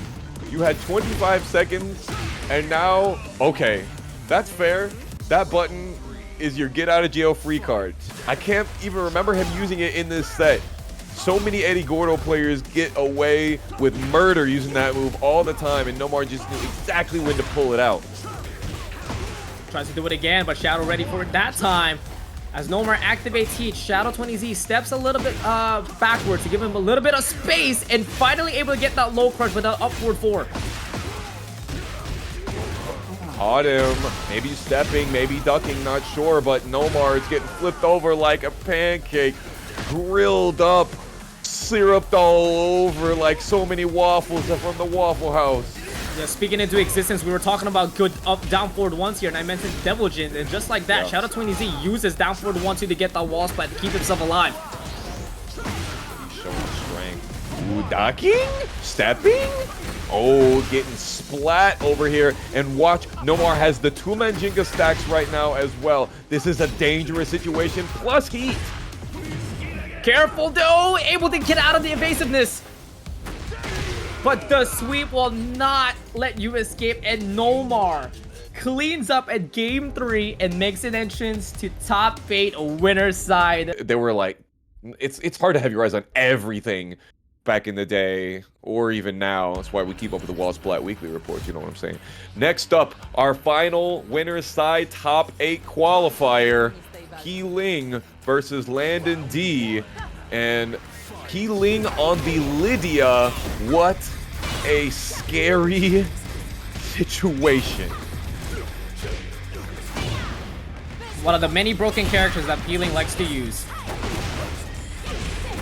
We're gonna have to run up a tally, because at this point I might start forgetting all the characters that he's played. Lord, that homing button, so good. Of course you can float her out of it, but there's so many dangerous options out of the stalking wolf stance.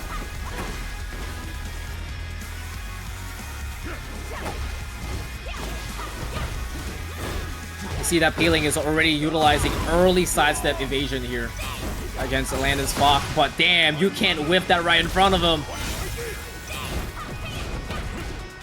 Yeah, really using a lot of those homing options as well. Not just the sweep donation. What in the good God? That 4-4-3 goes all the way across the screen.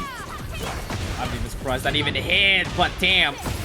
Ling, instant cancel out of the stance to get the maximum combo out of there. Activating heat early to realign themselves, but that leaves Ling into his back against the wall. Am I crazy, or was Peeling in the middle of going for a heat smash right there, and Landon was just far enough away that the heat burst didn't get hit but actually interrupted it? Yeah. That's definitely a 1 in a million situation. Yeah. And speaking of which, that's definitely 1 of a million also, as Ling gets caught by the charged up tornado that Landon dished out. Tornado kick. Really working out there. Ooh, okay. The 10 frame punish is not a true ballerina spin, so it doesn't force the wall splat. Look at us getting under these strings. Now, Spirit, you remember back in the day, Landon D had a training partner, and that training partner played a lot of Lidia. So doing strings versus Landon, I think it could be very, very dangerous, wouldn't you say? Yeah, I would say so. Very much that Landon is quite ready as the moonlight is shining down towards him and his victory. Yeah, low-key, I don't know about Lidia on this one, Peeling. Go back to the Fang. Go back to the Ling. Stay off of my character. To be honest with you, I generally think it's not the Ling. I mean, Ling is definitely a really good pick. I don't think Ling's a good idea for this matchup, honestly. But Zafina might be the play. Okay. I don't know, man. I feel like... Now, this is me not doing any lab work before I say this, but I feel like up forward 3, heat dash, back 3+4, instant tornado is probably pretty good for those tarantula stances. It looks like it's got a gigantically meaty hitbox. Could be wrong, though. I think it could be easy to get her out of tarantula stance. And also, I feel like Fox lows are just so good. Okay, but he doesn't listen to us. Peeling has the stream muted, listening to his own thoughts. I was like, I can lock in with Lidia. And you know, I respect that. He could. Doesn't go for the switch. Tsunade still makes a return here for the people. I respect it. He typically sticks with the character that he chooses. We definitely have seen him switch up in the middle of a tournament before, but you know, a lot of times that first game is really all you need to really warm up on your opponent. Got him with the back one, the splat the wall, still had tornado, spike him down. That's a lot of damage. He's just got to pretty much clean up his playstyle here. Definitely challenge a bit more. And also not whiff more. Oh my god, another cancellation out of the heat smash. Landon getting out of trouble twice. Okay. Yeah, those long legs really can stop almost any pressure, especially when you're range 2. Big wall splat. Cancels, goes for the full crouch, still has the Garuda and heat. Ooh! Sheesh! Let the thunder clap, and here comes the boom by Landon. Ready or not. He's the real explosion here, but Peeling trying to dish out a decent amount of heat, bringing in the fire into his gameplay. A lot of heaven and earth on your way. The Cleaving Spirit, 81 damage off of that one. Landon still has heat, chooses to do nothing with the heaven and earth right there, but has 3 banana bunches. For the rest of the game. A lot of good advantagement there, but Landon just backdash out of the down 2, but there's no punish out of him. Far away to get some of these whip punishes. Peeling doesn't go straight into the heaven and earth. Wants to set up a punch parry mix. It works out. Shades of what we saw earlier from Genghis Don. Get that knee out of here. And look at it, Landon falling down the chip and finally able to get some health back after this heat engager. Never mind, Nope. It's gone. Peeling could be using Lidia for the great 14-frame punish. The political storm could be good against in this matchup. Really good as well. And also great sidestep into the homing move with Landon looking in trouble. Making us eat our words. Maybe the Lidia is the pick here. I think we say this a lot. It's about player versus player at this level out here. Instinct versus instinct, moment to moment. Landon trying to keep that long range, but is realizing the life lead is not in his favor, so he's got to go in and take some risks. 30 seconds left to play. Landon still has the resources as well. Just gonna chip him down slowly, and now finally activates the heat burst to stop his tracks, but instant sidestep homing by Peeling, leaving Landon with a magic pixel, but not a dream. Peeling forces a game 3, and we are going the distance here for our last top weight qualifier match. The fact that running 2 from Lidia breaks armor, so disgusting, so nasty. And her litany of homing tools, both in stance and out of stance, they're so difficult to deal with. Now, obviously, the range is kind of, her short range is mostly the problem that Landon has the ability to deal with, but that running 2, she can just gap close so easily. What do you think Landon needs to do to be able to rubber band back here? Get ready for the next Let battle. Peeling whiff again. Fair. Peeling, he's real good at staying on top of you, though. I know. That's the worst part is because when Peeling is noticing the momentum shifting away, he will instantly do that sidestep homing to catch you off guard. Yeah, definitely what we saw in that final gambit at the end there.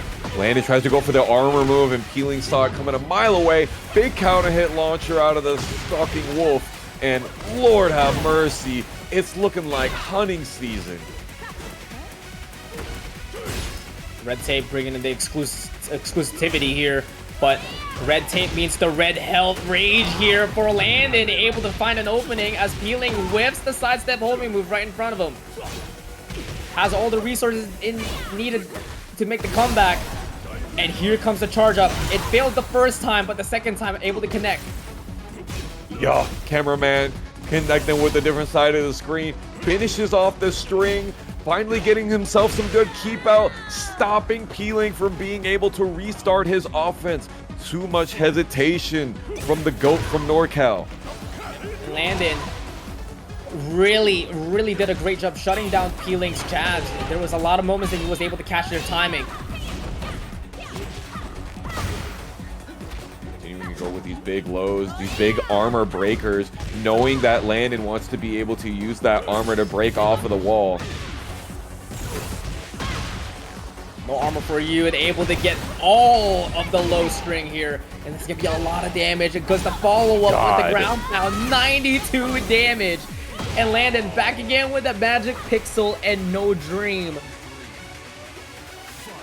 Yeah, the down 3-1-2, the majority rules string, extremely deadly, especially when your back is to a wall. Healing, showing out how he is the NorCal Moku. He could have gotten way more damage off of that. Let's all just be thankful that he didn't do the optimal combo there. Oh no! Catch if you reach out on the low, the cleaving spirit's gonna cut you down. Peeling has a great amount of life as well, but Landon able to rejuvenate and able to get some health back with this heat engager. Are you able to realign with the combo? No, the combo drops unfortunately, but the pressure does not stop for Landon. Saw the teeth kick and immediately went for down jab. Very interesting. Goes to armor through. That's how you beat that string. Okay. Peeling has a lot of recoverable life left. Can do a lot with it, but Landon has the Rama stance. Gonna expend it here. Going low. No, chooses not to. 10 seconds. And the 3-1s gonna find the opening as Peeling once again whips a jab on range 3. Trying to get some momentum back here with the down forward 1-4 counter hit, sending Landon all the way to the wall.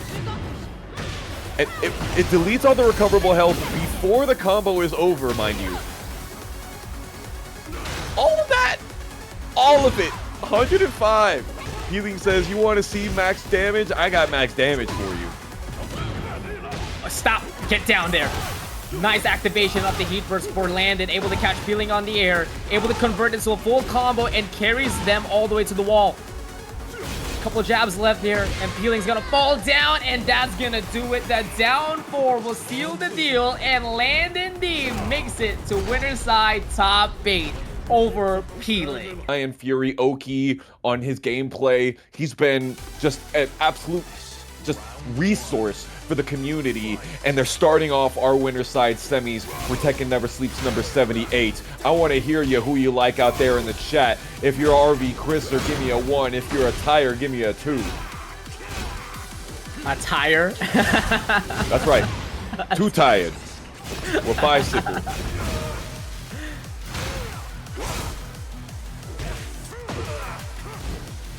Oh, a lot of 2s here. Hold on, a lot of 2s. Okay, we like that. Oh, the cannonball straight. I'm telling you, if that move hit, it's always gonna counter hit if Tai uses it. And the fact is that it was able to catch during the heat smash, so we got another cancellation as Tai brings in the brutalization with a taunt heat smash. All right, that's 1 taunt heat smash landed, y'all. Put it on the scoreboard. I'm gonna make you watch you look at your mistake, and I'll show you how to do a real taunt. Maybe not that. A lot of people have been using Kip Up to get out of the taunt. No, it isn't. Nice armor usage out of the Phoenix Shift, Wow. and but RV-Kriz that range the sword, able to find its mark, able to get the wall splat as well. 79 damage from that wall splat. You heard me talk about his optimization earlier on. Here is some of the proof in the pudding. No way. That's not like Ty. 15 seconds left in the corner. I could definitely see how it could be difficult to get all of that life back outside of a rage art. I respect it. Yo, 1+2, get that Phoenix Shift out of here, but the back three able to find its timing and able to connect. Trying to rock him with a Clive rush. Power crush options working. Putting on a little bit of that extra Odin sword. Ty runs the forward, the mock kick, and now we're time to play the game. Heat is gone for both sides. RV-Kriz does have rage, and Ty soon to join him after he gets hit by the pile driver. And unfortunately, no doing there for Ty, as it was all dominant for RV-Kriz to get the lead for game 1. Bro, RV-Kriz would be mad good at Virtual Fighter. He's got that backdash sidestep on lock. Like, it reminds me of Quizzy, because Quizzy never used to Korean backdash. He used to just do backdash sidestep, the stair step tech. And RV-Kriz is like all over that it. one. You were spitting.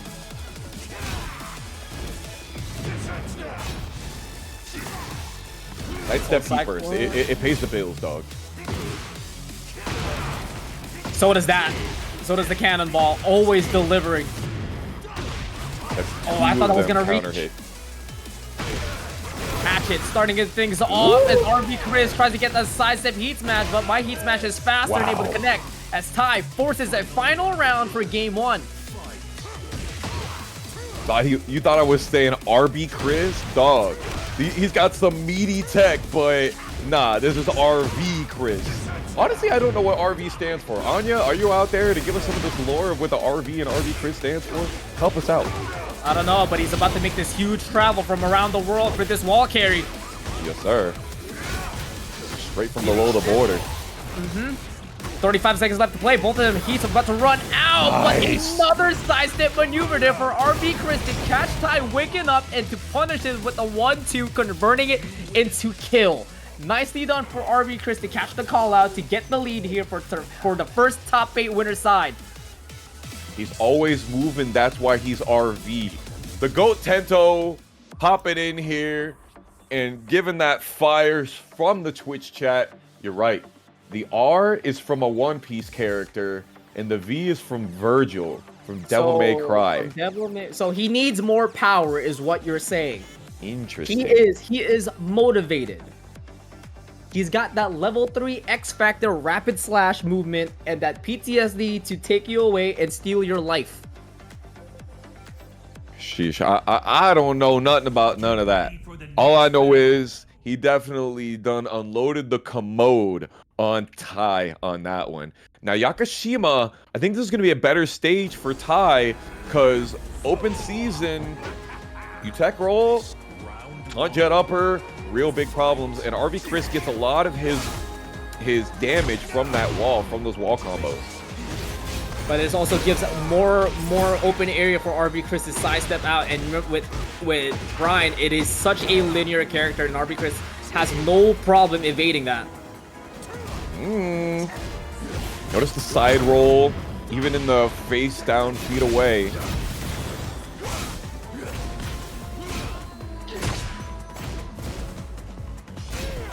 Seconds. Yep. One more time. Always another counter hit. Tries to go for that taunt jet upper, but no such doing right now. Yeah, I wanted it so bad. Just a little bit too far away. RV-Kriz trying to fight his way back here. Once again, those little side steps for the realignment. Tries to go for the 4-3. Nothing doing. Try to gamble out of there, but unfortunately, no profit there for RV-Kriz. Ty let's a side step out of there, but I got my old 1+2 with the shield back, able to find the connection. Oh my goodness, what a conversion as well to get a full combo and into the Devil Snatcher to bring Ty closer. There it is though, the Requiem. the equalizer, Anaconda Assassin, and it's gonna take a lot of combo to break down all of Kai's heat bar, but RV-Chris is trying. Oh no! RV-Chris, progress might fall down, but the combo drops immediately, and RV-Chris takes advantage to get the W. He was trying to go for the quarter circle forward 3, and he just got forward 3. Messed up the buffering on that while standing 3. Really uncharacteristic of a character specialist, executioner like Kai. And great challenge again with the shield bash here for RV-Chris to get himself engaged, but immediately extinguished himself. And Ty trying to respond back, but he just gets caught, releasing all the strings, and RV-Chris ready to duck and punish to secure the deal. Sheesh! RV-Chris hit it or quit it point right here. Ty is struggling to come back and get all of his punishment that he so deserves. Doesn't get any follow-up, just activate Snake Eyes to have a little bit of intimidation factor. But RV-Chris able to break out of the Anaconda Assassin as Ty activates Heat to get back Snake Eyes. And then, wow, another moment where he gets the hatchet to deny the Heat Smash. By really working on those timing mixes there. Not a punishable by launch string. RV-Chris trying to put the final nail in the coffin, but Ty's using some of that great Bryan offense. 15 seconds. Sidestep. Lunge into the sweep. 10 seconds. Ty on rage. He's able to step out of lunge, but no punish. Bro, that was 100% a jet upper. I have done it a million times with my trash, stupid fingers. You try to do forward back 2, and you rip it, and you get up back 2. Follow up and filler. All right, next up, Landon D from the DMV versus NOMAR, the Beast from the ATL. Channel points are flying here.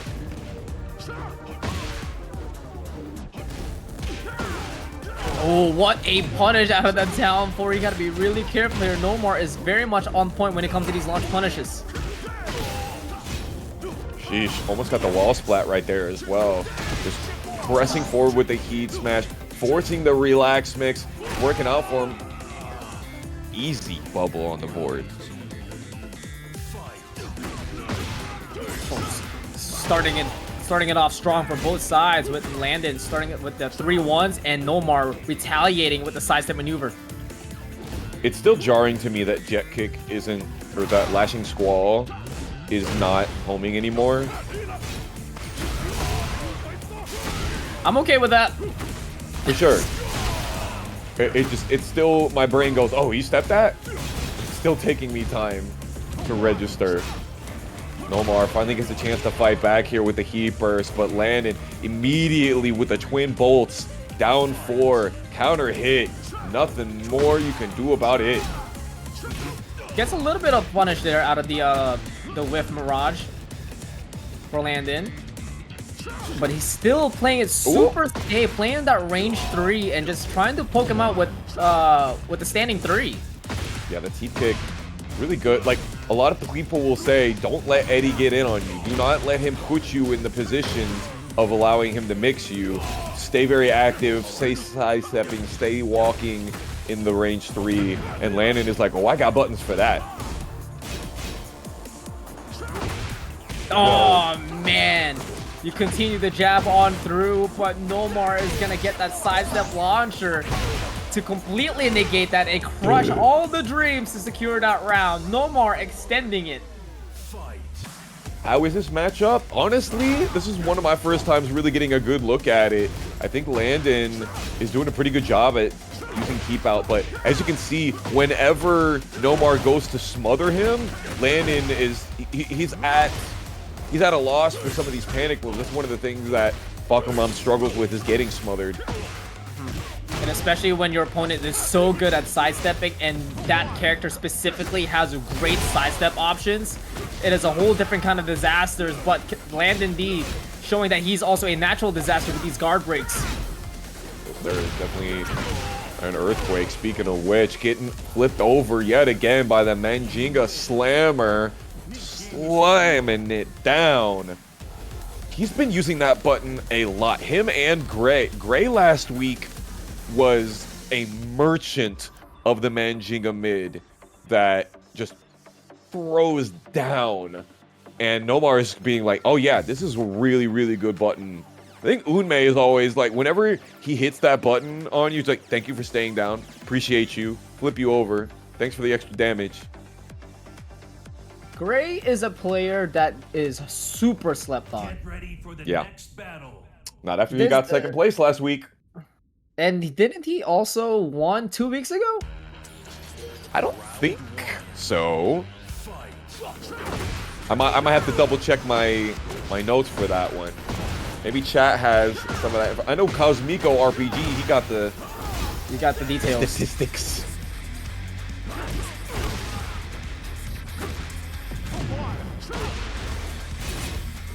Still trying to fight his way out and being very generous with his usage of the 1-2, the G-Club cannon, and just threading the needle in the middle of that kip up and using that long range.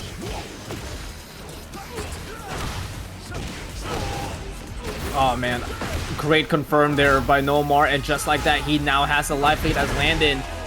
His health runs down before his heat gets extinguished. Nomar extending the lead.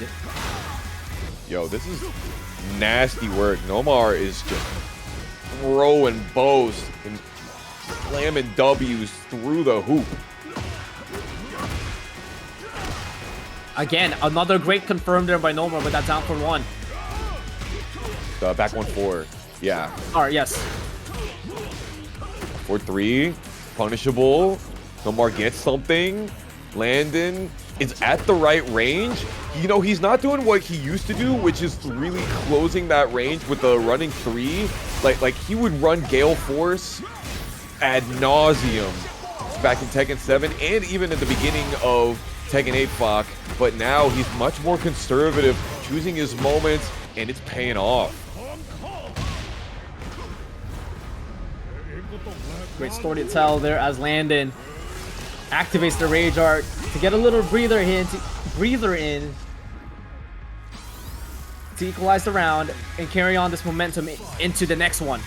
Starting off with a little jab here, but Nomar actually not going for any high card option, going for a safe pick by backdashing, but this time around he's able to catch the timing with Landon's jab with the back 3-3.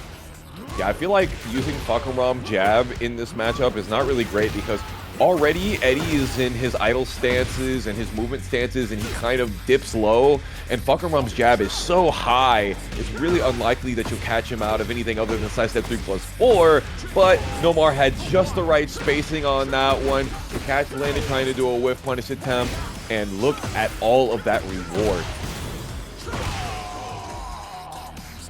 Served it in a plate, and one more round for Nomar to meet RV Cris in winner's final.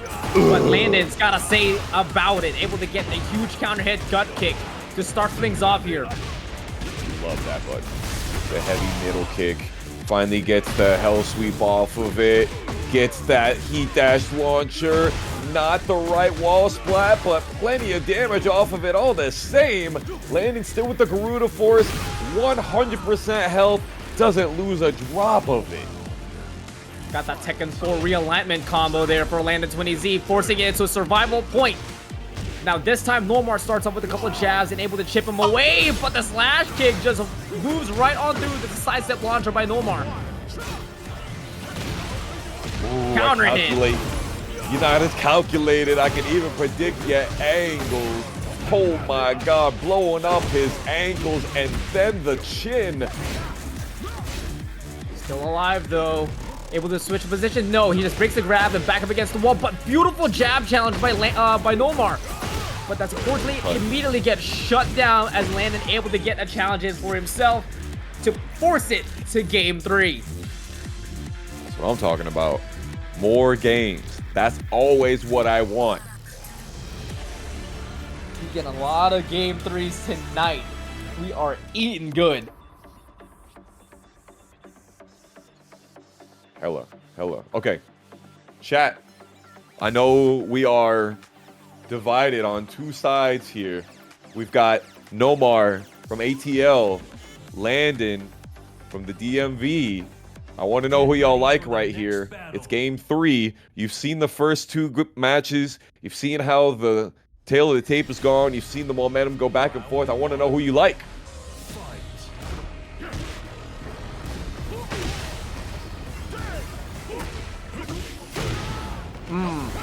Bro, y'all talk about how Fox down forward 1 is no good. I disagree. It's got great tracking.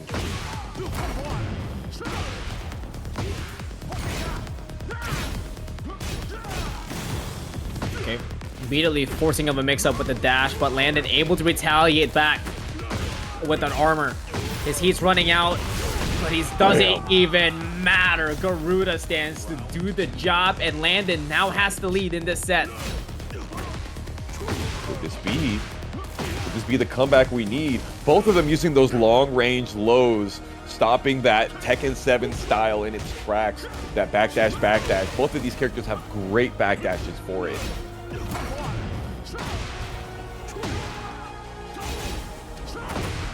Great sidestep 3+4 there by NOMAR.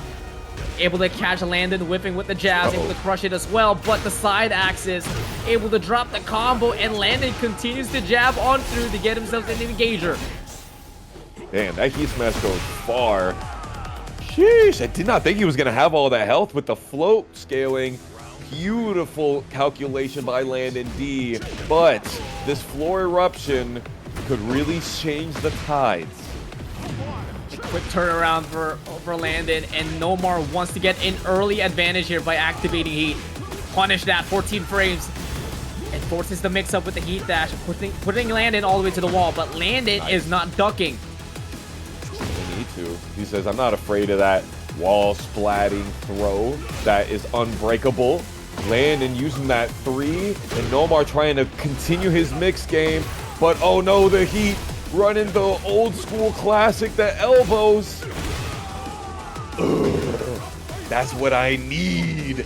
Landon D using that long range knee to get himself into winners finals. Hand. You mentioned it on seeing on Azim, but not for this one. Very interesting. Honestly, we're mixing it up out here. How the Tekken fights looking at Waffle House? Well, open your eyes, baby. We got nothing but the creme de la creme. It's a grand slam out here, if I have ever seen one. And already, Healing is pushing forward oppressively, already trying to smother Shadow. And honestly, I don't think it's a bad idea. You cannot allow Anna to get started. It's definitely one way, as Peeling is extinguished of heat, as Shadow is starting his own. But the pressure by him does not stop, as Shadow trying to take control right back and trying to let the Banshee scream, but Peeling silences by able to duck the string and punish it as well. Last hit of that political storm was the most important one to be able to get the proper Oki situation. So Shadow 23 fights his way out, but unfortunately doesn't break the throw. 42 damage on counter hit. Very interesting amount of damage to be able to be done for a throw. Usually they're multiples of 5. Not sure why that was 42.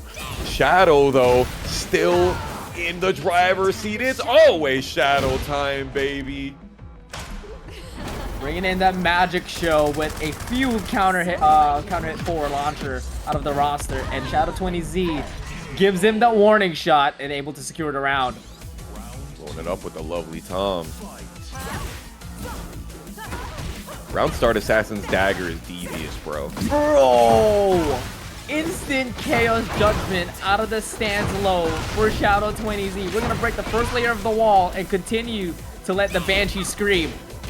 But instant jab cancel out of the sidestep homing move by Peeling, and Shadow 20Z able to convert it and pushing Peeling all the way to the wall. Yeah, I think Peeling is like, or Shadow is trying to say, I think you're using that button just a little bit too much. You've seen it at least 3 times since I started that sentence already. Sheesh, guard break in the middle of the stage. Interesting. Again, he tried to go for it again and gets caught, as Shadow able to convert it into a float combo. Not a decent amount of damage, but it's enough to put him into position. What a dog out of the horse guard break. And Shadow 20. Shadow time. Yes, sir. Letting time run out. Letting the meters use through. No. Oh my god. Un perciente on that one. Damn, Shane. Shadow 20Z clutching it out. Many such cases.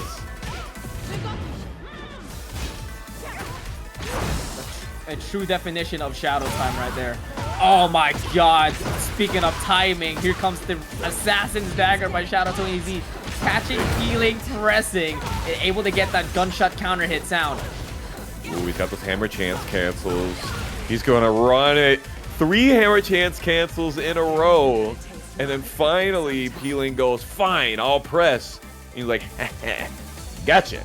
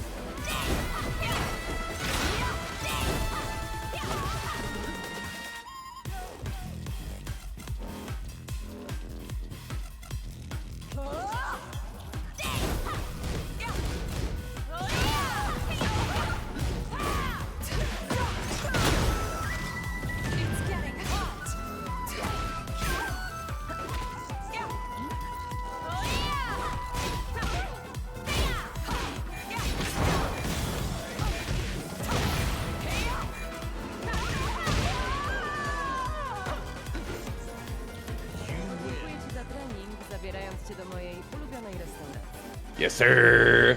All right. We are not blue-balled here. We are out with the political prime minister. with the bigger fister versus the sinister sister.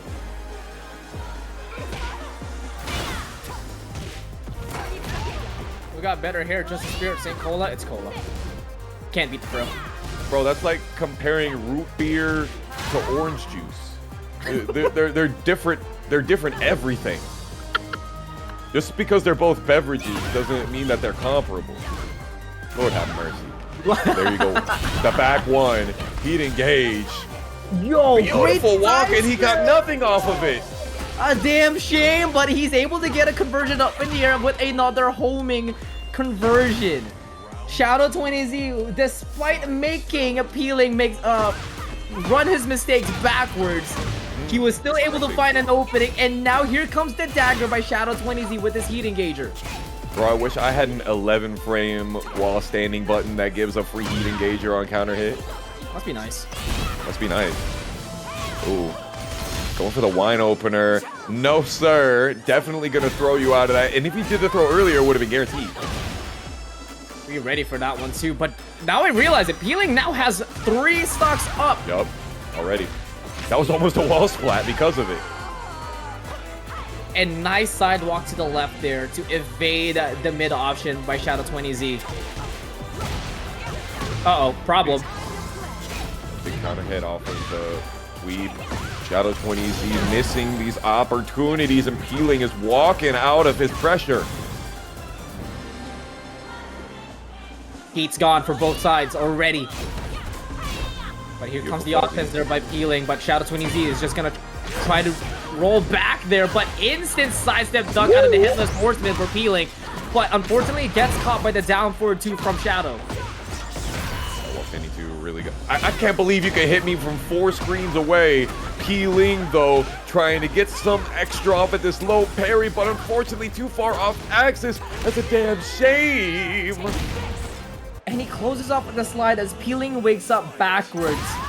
Not the way you want to do, and he gets caught with a jab with the crush out of the Assassin's Dagger by Shadow 20Z. What a way to start things off from his set point. 92 damage. That was a 12-second combo, and already half life gone from Peeling. He's got a lot of gray he could bring back. Hello? Keeping it simple with the combo. Just jab cancels out of there, able to get some health back also. Really regret it though. Honestly, you're not wrong. Every jab gives you extra damage, more than the recoverable would for those big single hits. Oh no, that cancel's gonna cost ya. No refunds.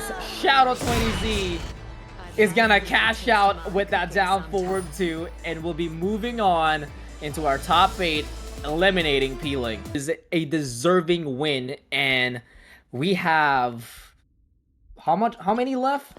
1, 2, 3. We have 5 contestants left and 1 champion remaining. Probability is that we, like, what is it, like 70% we are going to get a new champion. Also, shout out to Lucas W to getting that subscription for 21 subs. Did someone say W? Absolutely, we did. Bro, we're just surrounded by goats here, and Tampa never sleeps. That's the man. Lord have mercy. Landon just throwing damage and pixels at the screen. A couple stop frames also. Yeah, I'm not sure if they're feeling it as well. Landon had a little pause out there. They're still playing it out, though. RV-Chris daring to press on the 3-1 string. Great armor usage as well. He's just backing off a little bit to catch the timing from RV-Chris to get the first round. Yeah, armor is one of those things that you absolutely have to utilize. Yo, my homie Stock 2K utilizing that Matcherino $20 into the contribution. Thank you so much for adding to our pot. So we are now at a $125 pot bonus here for the players. So if you guys are interested in donating even more, exclamation point Matcherino if you want to directly contribute, you're more than welcome. Oh my god, another wall explosion. The assistance of Kuugo. Does it kill? No, it doesn't. He actually used it to bring up his Zantetsuken meter even more because he had the life fleas.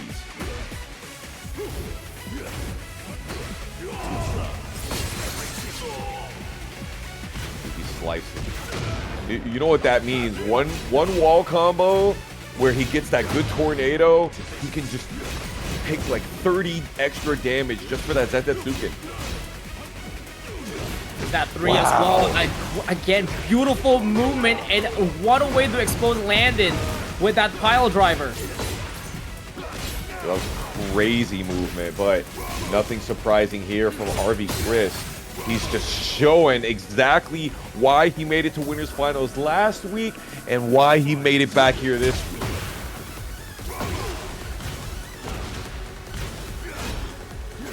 Using that Phoenix shift and using those plus frames to make Landon guess. Back up against the wall, he has no idea how to respond back because the pressure is getting too much for Landon. God, he just cannot get up. 17-second perfect on top of it. Now, this is the first of 3 set, so Landon's got plenty of time for adjustment, but this is definitely something that RVCRIS excels at, and that's just pushing forward with this pressure, with these sequences, and staying on his toes. There is a bit of character knowledge as well for Landon, that he does play a bit of Clive, but I don't ever see the mirror happening. I think he's gonna stick with that Fahkumram, his tried and true. But how does I don't know when he switches. Maybe I feel like he switches to Law before he switches back to Clive. Yes, I agree with that too. I don't think he wants to use the mirror. I think he wants to use the characters that he knows the most. Mm-hmm. Agreed.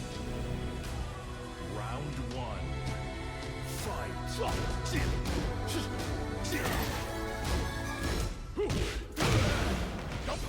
Already with the down 4-1-4. Yes, very sidesteppable. Little tiny sidestep will do ya. Sidestep block is pretty good for that option. Look at all of that extra that he gets off of the tornado at the wall, and Landon interrupting at just a perfect moment. There he goes, finally chipping RVCRIS slowly and making him watch the unblockable.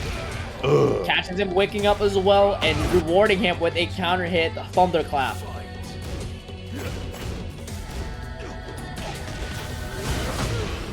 Dang, RVCRIS making me eat my words. I was saying how good of a down forward 1 Landon has with the Fak and how it has good tracking, but mostly in the plus frame situations, RVCRIS able to step easily, and now Landon is pestering with the teep kick. But RVCRIS able to wind up the armor, but Landon D also says, I got one for you too, and make RVCRIS gamble as he just stood there menacingly, making watch his mistake.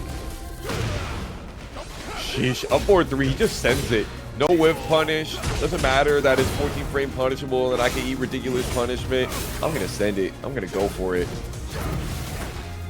Reward himself with the Gordo also. Oh my goodness, no Rama stance mix-up needed as RVCRIS presses on through and gets hit by the launcher.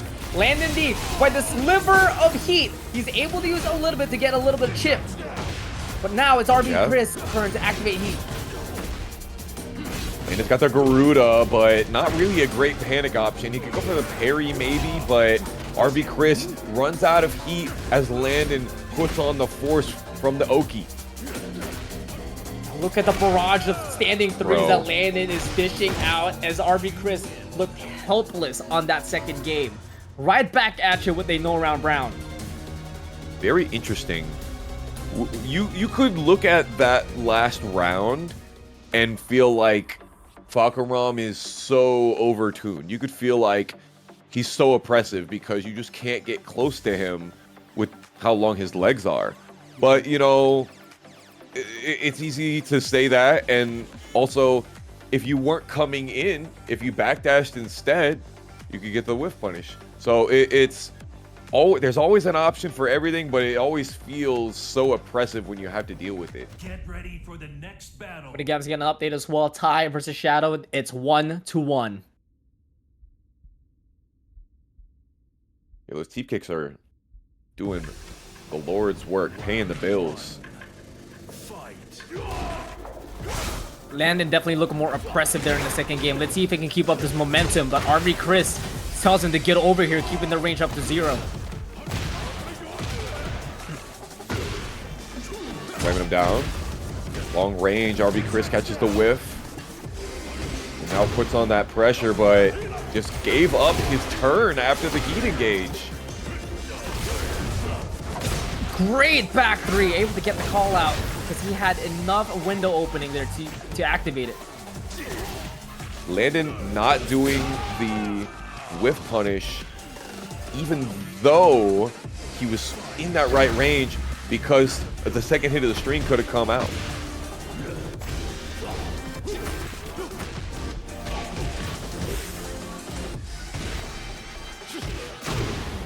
Keeping it simple too. Landon is not really overextending a lot. He just loves to chip him down with the 3s and then eventually throws a couple bit of down for the ones when he gets the engager.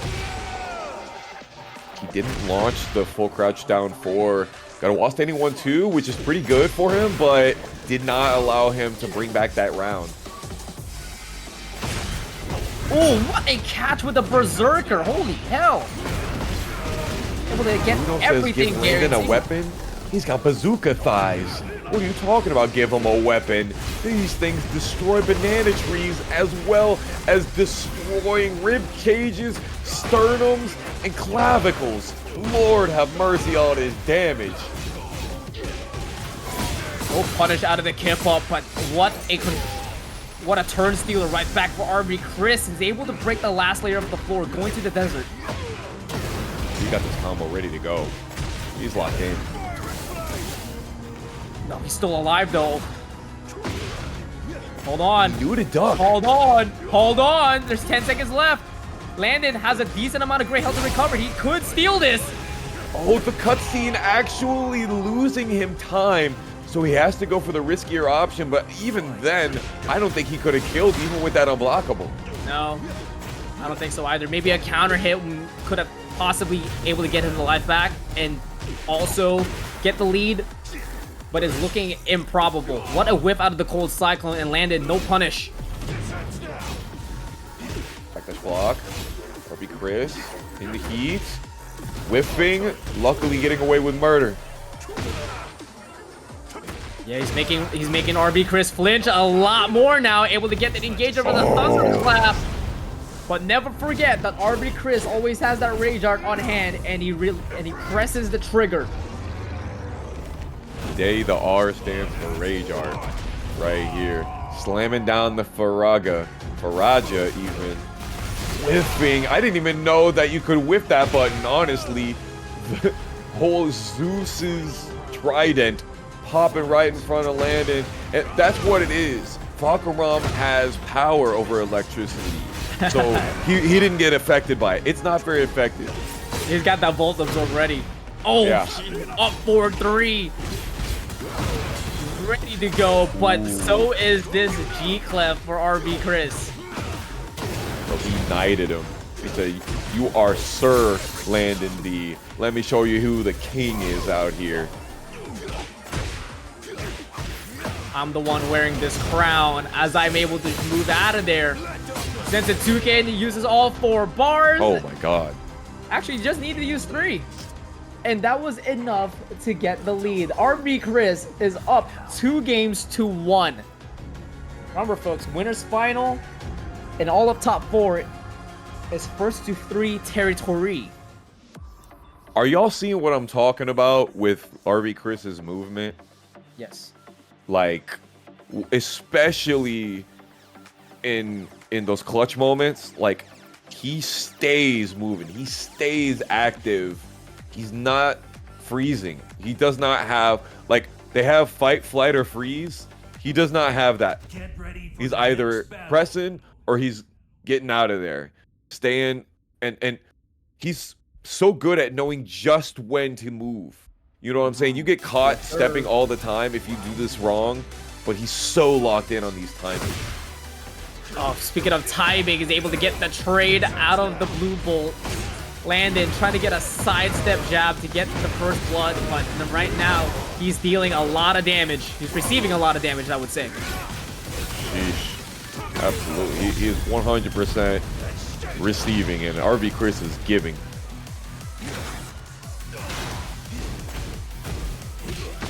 Yes, sir. 30 seconds left to play, and the forward 1+2. Able to get the engager in, a couple of health back. Okay, down forward 1-1.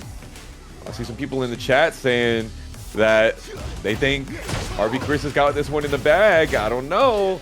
Landon is a seasoned competitor. Homing move. Showing its usefulness. Chris is doing good about whiffing moves that have string extenders and not going for the end of it and making Landon hesitate on these whiffs. He tried to challenge thinking that RV-Chris was going to charge it up. But right now, he's definitely looking charged up because there's only one round away for RV-Chris to go to winner's side grand finals. Charge up my spirit bomb here. Oh god. With a back to engager. Oh my goodness, he gets caught by the mid of the Phoenix shift, and we're going from wall to wall. Look at all of that. He's always optimizing. He does not leave damage on the table.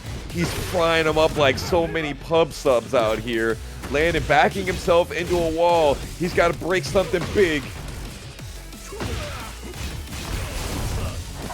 Nice back three. And now with Landon, he's got Garuda, Yo. He's got Rage, but he ain't gonna use any of them. Winding things up and moving forward, RV-Chris. Fahkumram out here again, honestly. I never thought I would say those words, but Fahkumram has been an actual joy, a light, a savior, dare I even say, to Tekken 8. And here we go. Tai on the Bryan and NOMAR on the Eddy Gordo. These are the specialists.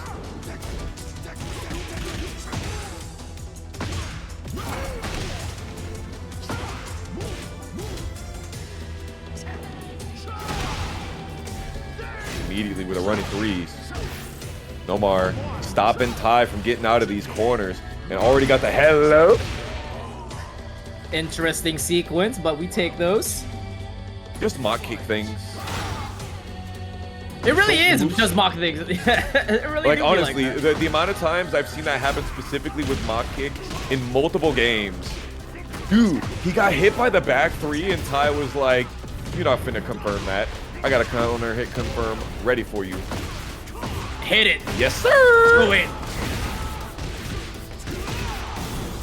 Time to style. Time to style. He missed the kick. He could have killed. No. Bro, the self-execution by the executor. Rage art. I was gonna ask you what you think about this rage art, but I guess we don't really have to ask that question. Our answers have been given to us, and that's one way to punish back 3-3. Able to get Snake Eyes out of it. Yeah, true. NOMAR trying to get in on Tai, succeeding with a full crouch down forward 3, and not really like going like the Energizer Bunny, you know what I'm saying? Getting in and out, and finally, once he smells weakness, once Tai is back to the wall, we finish him. Uh-oh. Uh-oh. This is gonna be problematic for NOMAR, and when it comes to combo conversion, Tai is a master of that. Oh, yo! Don't ever kill him ever again. Don't ever do that again. He dropped it again. Oh, he didn't drop it, but he didn't finish. Okay, that was an absolutely insane moment. Who knew that Super Hatchet could float into a beautiful wall splat like that? That's a clip moment if I say so myself. Oh, you already know. Make it so. Making an appearance at the wall splat weekly. You already know. I've written it down. Okay, adding a little bit of stops in here, activating heat, trying to get some momentum right back, but what a whip punish for Tai. It's a great spacing trap with a quarter circle back two, backdashed off of it, and just sent the Requiem. Tai now spending the immortal payback, and no longer has Snake Eyes, but NOMAR has 2 stacks of Manjinga. Does he even need the Snake Eyes? No, he doesn't. We're cooking. Tai getting first blood here in loser semis. And remember, folks, top 4 is all first to 3. So we got more games coming your way, but Ty taking that first game in convincing and stylish fashion. Also, shout outs to 2 commentators right here. I see Bloodhawk and Ashervok in the chat. Welcome, welcome. Evil commentator Bloodhawk. Evil commentator Bloodhawk. Legacy commentator Bloodhawk. One of the best to do it. Absolutely. And you got Twitch rivals commentator Ashervok as well. Welcome, welcome in here. I'm sorry you have nobody to snarl at right here, but we got bangers coming at you. Ty is definitely on one. I feel like he's feeling a lot better with this connection, and he's locking in. Oh, what a frame trap there with the forward 3. Tech wants the damage instead of the frames. That new power crush is so good. He didn't need it. What a catch in the air with Snake Eyes spiking him down, keeping the range up to 0, and NOMAR, not a lot to work with, but he does have 30 seconds left to play. Using the 3-string, very interesting. Already getting him some leeway, some momentum. Check me out on Fahkumram. I got the 3-string ready to go and able to get that Requiem activated one more time, but NOMAR able to get that counter heat right back. I respect it. I respect it. Almost had that one there. He could have done a hot heat smash, but he chose to go for the big stuff.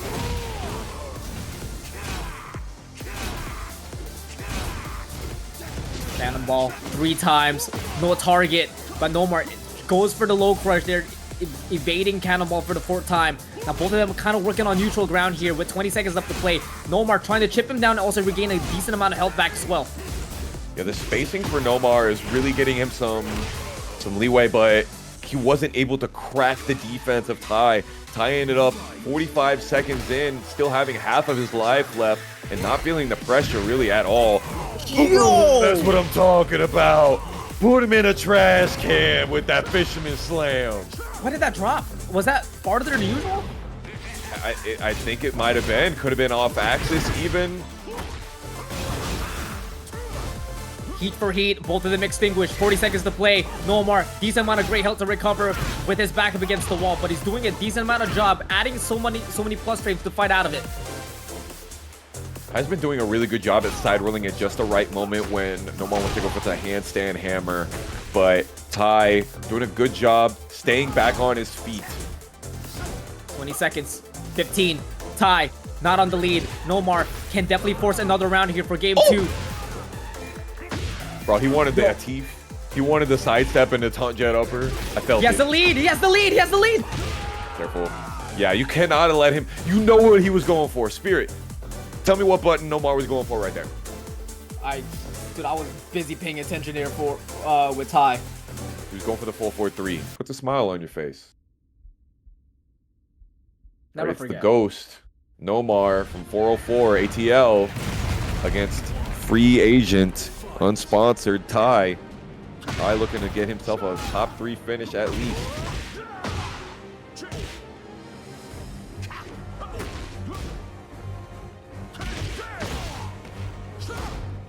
Now these G-Buff cannons really showing themselves.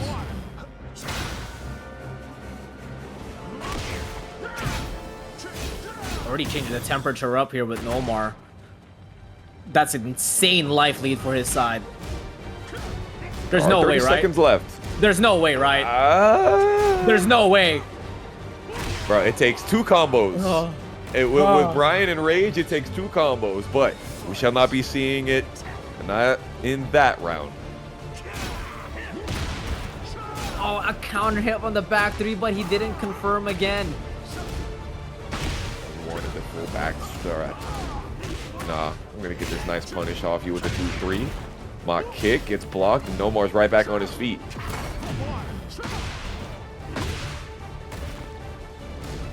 Oh, he tries to go for it again, but instant armor to get a little assurance there.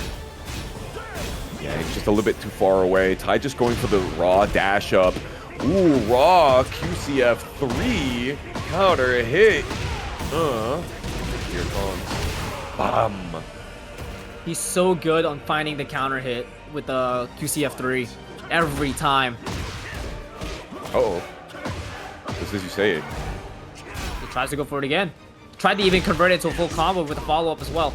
Yeah, or he wanted to see if NOMAR would bite on the second hit and try and get like a taunt jet up or off of it. There it is, the first sidestep 3+4 landing on Tai's head of this set.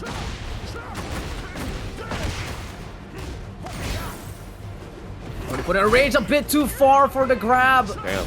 That might cost him though, but he's immediately finding his way out of it by activating the heat smash. But Tai with the counter heat into the Fisherman Slam. Now this is gonna be a huge amount of damage, and this time he's able to finish out the combo. Beautiful. I tech. Ah! 127 damage. That's crazy. One more round for Tai. And he goes to top 3, and he's gonna start it off with a counter hit, Anaconda Assassin, bringing in the flames. Yo, I know you're on the numbers game, and it's very topical to talk about how Bryan is top 1, but let me just say, he needs it.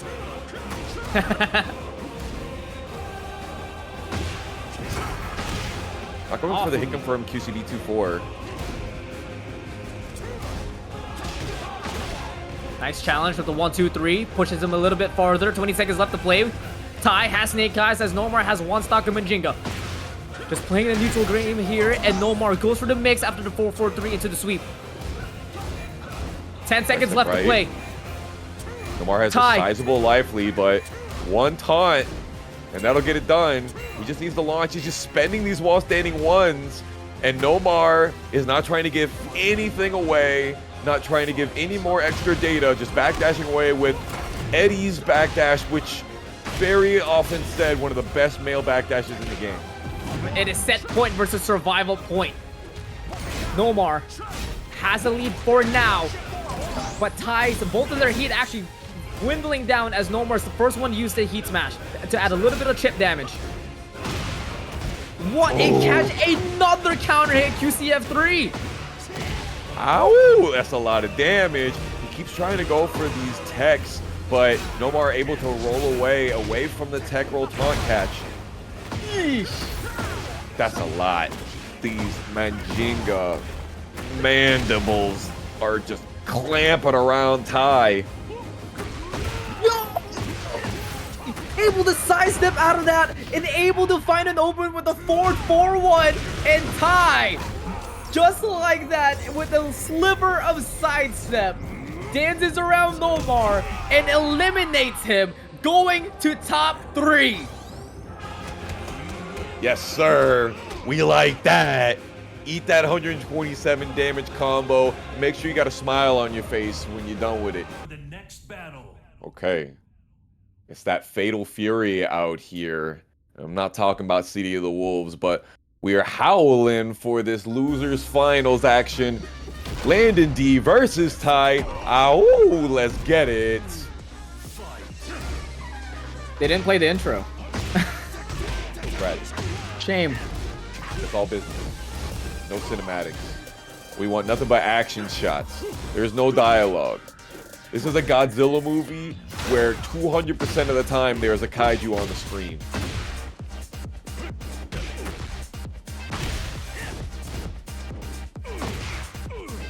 Noticing that Landon's not really using standing 3 to like steal the turn or like try to chip him down slowly, but Tai is giving him no room to breathe.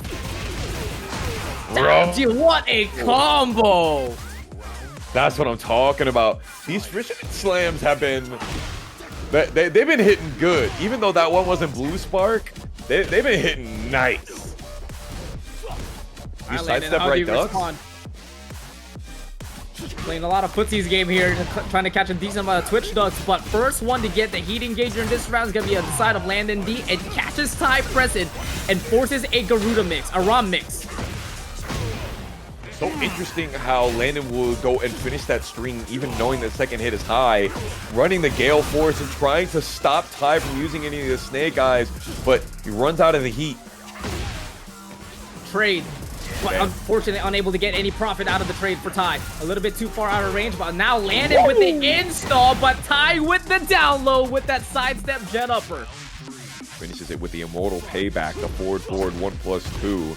Ty is looking locked in right here, and Landon D trying to, you know, just do the small stuff and open him up, but Ty is not really looking pressured at all. So Landon not doing enough pressuring towards Ty. Ty knowing a lot of options to get out of the strings. Not that time, but now you gotta force the mix. Uh-oh, spaghetti-o. Lord have mercy. Saucy. Ooh, pressing. That's one of the moves. 1-2-1. I feel like 1-2-1 only being -7 on blocks for it being a counter hit launcher, and it's delayable. Think about like Shaheen's jab into counter hit launcher. That one is -12. So think about that. Just saying. Damn, Landon just does it. Up forward 3. What's even better, he was able to crush the low as well. 30 seconds left to play. The cannonball able to find his target, but doesn't do the job. But the hatchet's gonna cut him down, and Ty is getting game 1. Hit him with the super hatchet. Full crouch down forward 3. Yo legs looking mighty free. Give me some of that extra damage on top of it too. Yeah, Ty kind of styled in that first game, though. I'm not gonna lie. He's looking super confident. This man was like, listen, I deserve the run back. I want the run back more against RB Cris. You know, it's really cool. I don't know if you like ever watch players while they're playing instead of watching the screen, but like Ty just looks like he is computerized when he's playing. He's just absolutely locked, shocked, and ready to go. We're out here, 160 people between Twitch and YouTube checking out Ty versus Landon D, some of easily the top 10, top 15 best players in North America.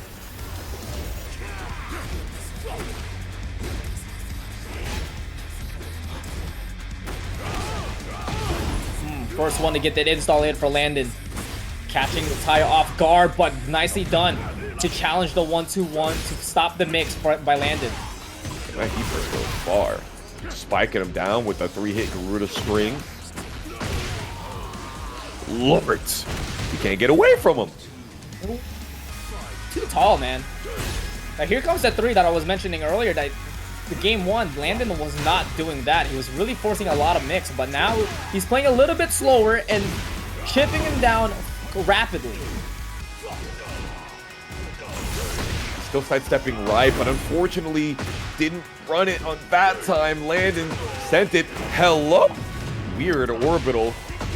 That's a really bad whiff here. He's gonna give you a chance to get the top, but instead he gets the connection up the back for to guarantee the mock breaker. But it doesn't even matter. The combo drops and leaves Landon with a magic pixel out of the heat smash, and Ty closes it cleanly with a down forward 1. 60 damage taunt heat smash. Let's 60 damage unblockable heat smash. As a Bryan player, I say, wow, that's a lot of damage. No punish out of the down 4.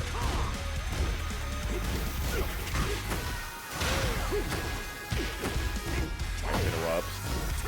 DNA just sends the down 2-3. Landon getting back some of his energy. And the Garuda. Middle side kick, able to get the counter hit, but Landon D able to get the trade also to deny the combo follow-up by Ty. That could have been a huge whip punish for Landon, but instead he activates heat. He's gonna make him pay the price as Ty able to find an opener with the heat engager. But it doesn't even matter as Landon D responds back with an upward 3 heat dash. That button's freaking good. And Landon's been using it so sparingly too. He gets it on those big call outs and just he knows it's time for it. Tai eating a couple of these teep kicks, and now some of the teep kick strings makes it harder for him to deal with, but he's still standing. No punish. The down three, is that gonna connect? No. Landon wins the fight.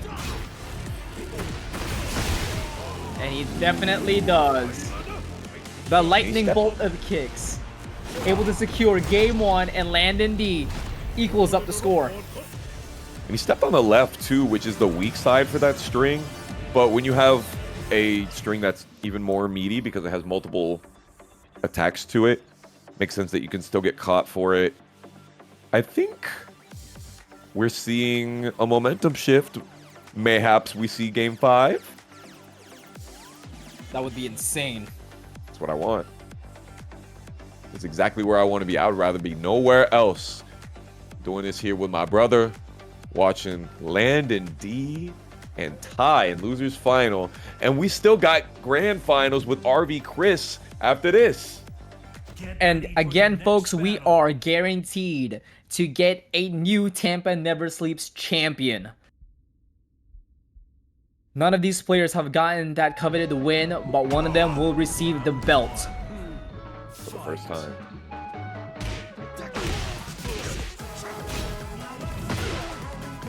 Okay, big trade, Landon D.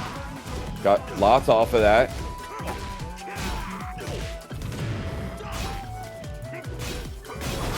They're going a mile a minute here. Get those counters up. Get those counters up. Another taunt backboard to get the jet upper guaranteed. That's number 2. For this set anyway. Ooh, 14 frame punishable. Landon goes for it. Nice one.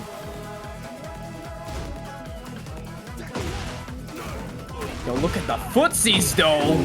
What a whip by Landon D, as able to get the punish with a forward 4-1 by Tai. He's gonna keep the balcony. Yes, he is.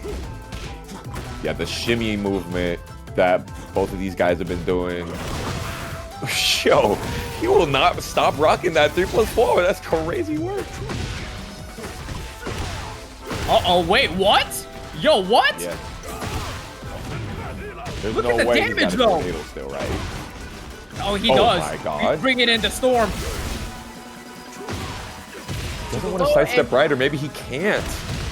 He tried that time, but the down 4-1 catches him with the tracking.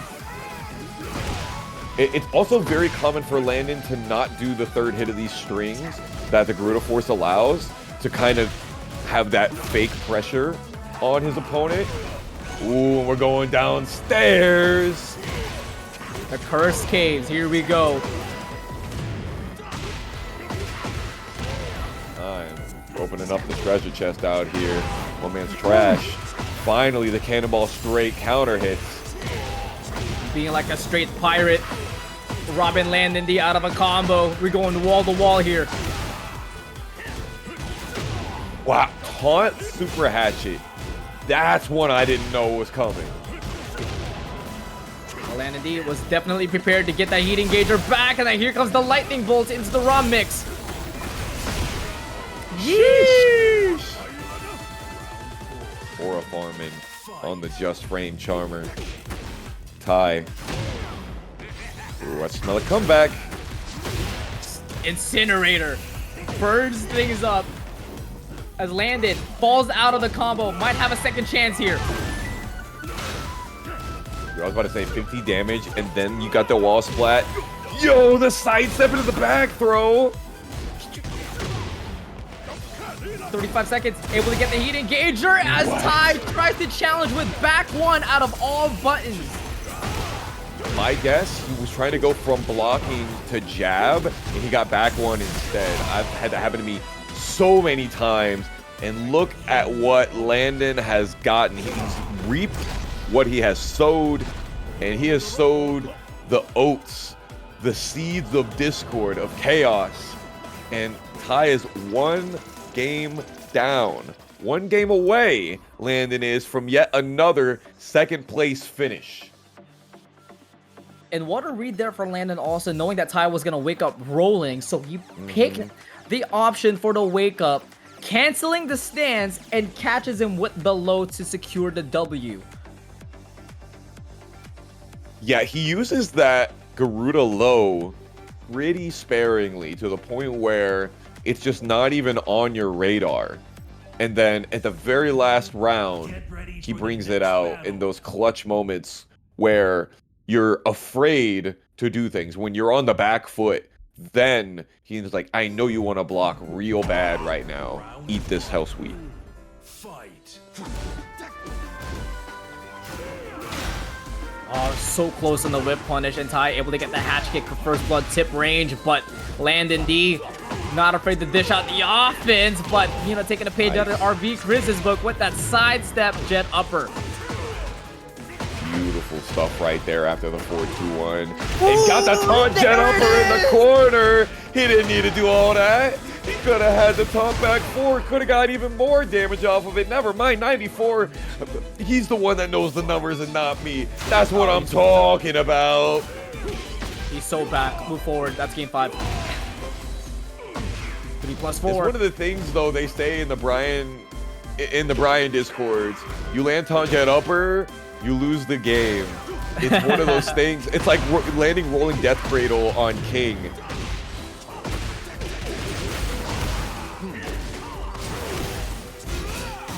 Eat hatchet, yes sir. Oh my god, catches the timing and catches Landon and trying to activate armor. And Ty grabs him up in quick 2 rounds by the party master himself. Party master, not the party master though. He chooses his options on a case-by-case basis. Landon giving him some space to get out of those corners. Make him force use that Garuda stance, and now using the armor to add a little bit of insurance, as that little bit of bulletproof vest. But he's got the shimmy, he's got the confirm, and he's got the jet upper. Tries to go for it one more time with the taunt, but misses just quite a bit. Yeah, he definitely could have used that taunt jet upper over there in that corner. Landon now eating the Neo Incinerator string, and just when we thought Ty was not in his bag, he said, oh no wait, I just gotta go grab the other one out the sleigh. How about an entire lump, an entire mountain of coal? Turn this one into diamonds, why don't you? Take it where the sun don't shine. You have prophesized game 5, Tony. Let's go. It's a canon event. I'm so happy that we're finally getting I get to be on for Ty having this sick ass run and Landon being right there with him on game 5. I can't lose, dog. I can't lose. It's crazy how much you roasted Ty in the beginning of the match, and only to reward you with one of the best Bryan gameplays ever. I didn't roast him. I just said that he's not full of gumdrops and rainbows. You know what I'm saying? Yeah, he's the entire thunderstorm here, but Landon D, what a way to absorb the cannonball. Oh god. To get the double windmill kicks with the wall splat, but beautiful duck there by Ty to get him out of the wall. Beautiful punish. Yeah, and that's the thing with Fahkumram. You can't just backdash away from his pressure. He's got 50-50s from range 3.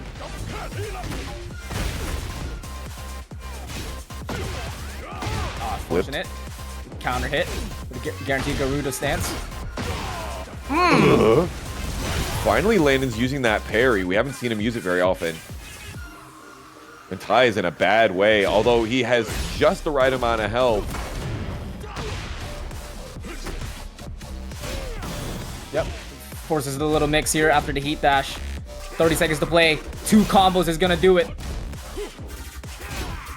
Using that cannonball straight to kind of like force this teep kick to be neutralized.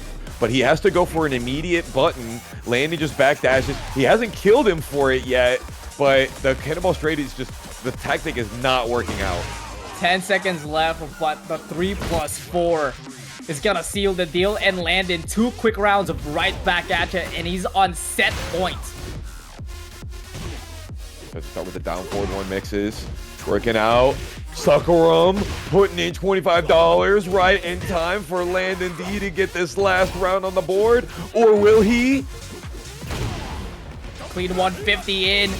But what a find there by Landon to get the engager. Also to activate the heat. But what a moment to activate the Garuda guard break. Not guard break, parry. That's exactly what I needed. A throw that allows his map advantage to be put forth. Back fours galore. Cannonball straight. No, he didn't let him fall far enough to get a tornado. Still closed it out though. We're still in it. Forces more rounds, extending gameplay. Ty able to challenge properly and able to get a couple of damage with the 1-2-1. Endless sidewalk right there. He couldn't get the jet upper though. Landon using those strings, really forcing the mental stack. The cannonball, but the sidewall is able to save lives. Oh my god. He did not. The generic up forward neutral could have been a delayed hop kick, but if it's a 3, typically it's a low, and if it's a 4, typically it's a mid. Finals for TNS Tekken 8 number 78.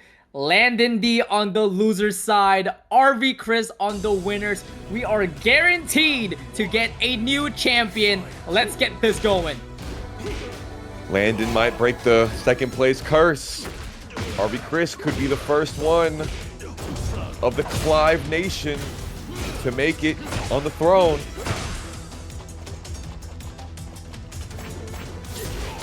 Punish, convert. Can't be Yes, doing that. he's able to as well. Whoa. Yo. Able to cover all areas with the hurt box. Ooh, starting with the hell sweeps very early. And now he's so warm after that set with Ty, and I'm sure he's feeling himself real good too. 3-1, sheesh. Guy about to have me feeling myself real good. Way he playing. Damn, what a counter hit find there for RV-Chris, taking away a lot of great health out of Landon D's side, but what a way to respond back for Landon. Is able to get an engager and now have the life lead. Beautiful sidestep right. Really working out, but the upward 3 heat engager. Sends it. Almost got that last hit with the Garuda. Yo! The balls on this man. I respect it, and he was able to award himself. What a brave move there for Landon D. Immediately assumption sidestep right down forward 2 for the opening gamut. Really worked out for him. 80 damage and then some off of that combo. And look, that wall about to break. I don't think he needs to even use that wall. Nope. 20-second perfect. Starting off with the G-Clef cannon here for RV-Chris. No heat engager, but again with a great positioning here. But Landon D is also fighting back. Extra meter on the bar. The fact that that 3-4 just is natural combo, and it's like it looks like he staggers forever, but I still have to get hit by that second hit. Beautiful sidestep left, still realigns, uses the heat burst to keep sure that he's right on target. He even got the just frames on deck, goes for the heat dash to add more damage into the unscaled ground pound. Landon D getting the first blood for the first set of grand finals. Game 1 looking pretty good for Landon D. RV-Chris doing a really good job showing that he's not going to take this lying down. He definitely got hit lying down at the end there. Pillow Princess strategy doesn't always work out. But I definitely think RV-Chris is picking his moments and getting a lot of this data acquisition. Well, did Landon also get the first game on Winners Final?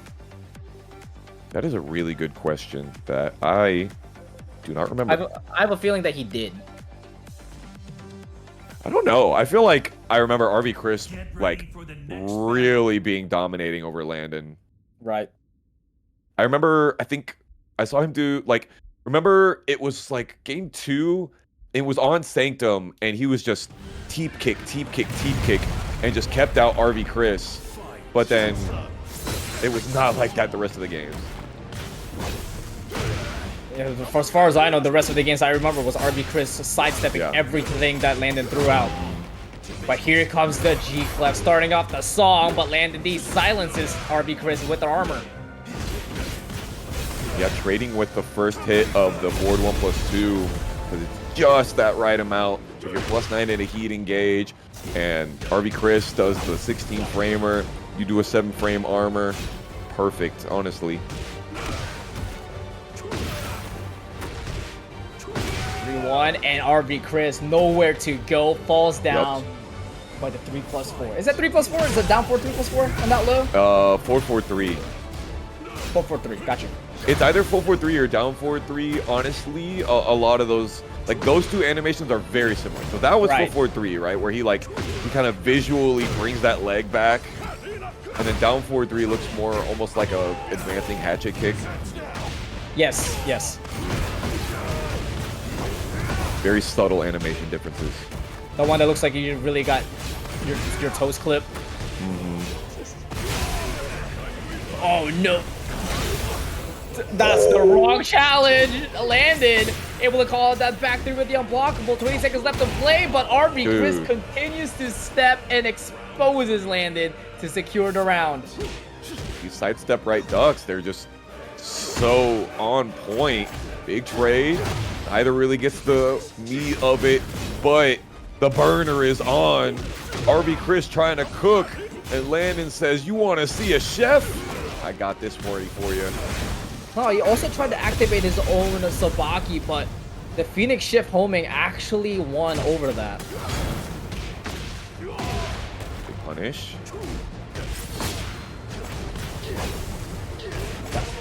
Makes him with the Clive rush, and he's doing so good. These sidestep options afterwards. Can he get killed even after all this scaling? I think he's going to bring him all the way to the wall to get the kill. He can spend Zentatsuken, chooses not to, though. 10 seconds. Oh! With the cancel as well. Oh, unfortunate. That was crazy. The slow-mo on the parry. Slow-mo is one of the best things they gave us in this game, bro. I'm telling you. I love slow-mo. Thank you, Tekken 7, for that. The sidestep rights have just been a bane of Landon D's existence. He just cannot catch RV-Chris moving. And as soon as you mentioned that too, he got opened up by a sidestep down forward 2. And RV-Chris is looking to close it out with a perfect here for game 2. Come here. Get over here. Uh-oh. You asked and you're gonna receive it. Hold on, Landon D able to activate the heat to get some health back with the engager. Well, how much longer can he last though? 20 seconds left to play. Heat's gone. Rage still intact, and RV-Chris trying to get a call out with the back 3, but nothing's working. And now Landon D now has the wall position. 10 seconds. Didn't believe. Challenge. He sent it all the same. Oh, the armor was there, but RV-Chris had so much health it didn't matter. Very interesting. So, Spirit, I know you're looking as close as I'm looking. You're seeing, right? Landon goes for a button, RV-Chris sidestep right blocks. It's almost predictable. But Landon hasn't been showing a lot of homing. He hasn't been showing, like, he could be doing running 3 into any of those teep kick buttons, because you cannot sidestep teep kick after running 3. You're +6. It's interesting. And it's not like RV-Chris is doing sidestep duck either, because he does have, he has that heat engager, the thunderclap, the high homing heat engager. Right.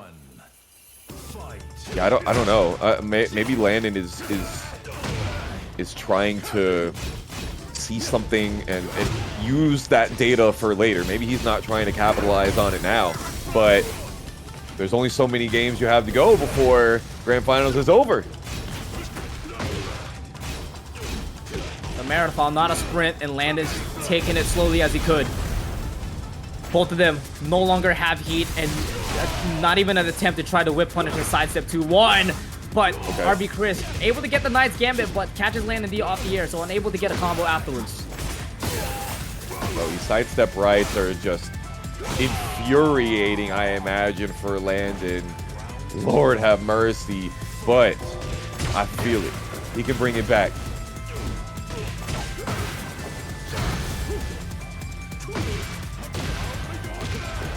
Nice counter hit on the down four. Great option. Maybe he needs to use that more. That's gonna win. It's risky, you know.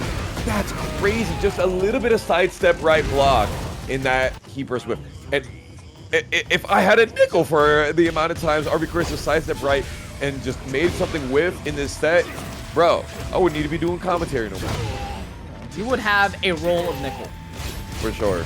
I'm gonna have to come to your bank, bro. Yes, sir.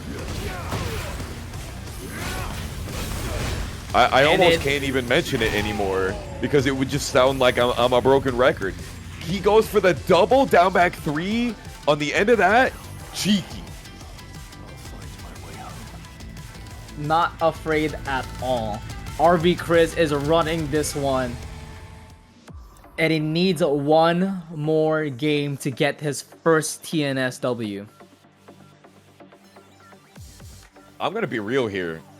It's not even close right now with the amount of interactions that RBCris is winning with his movement.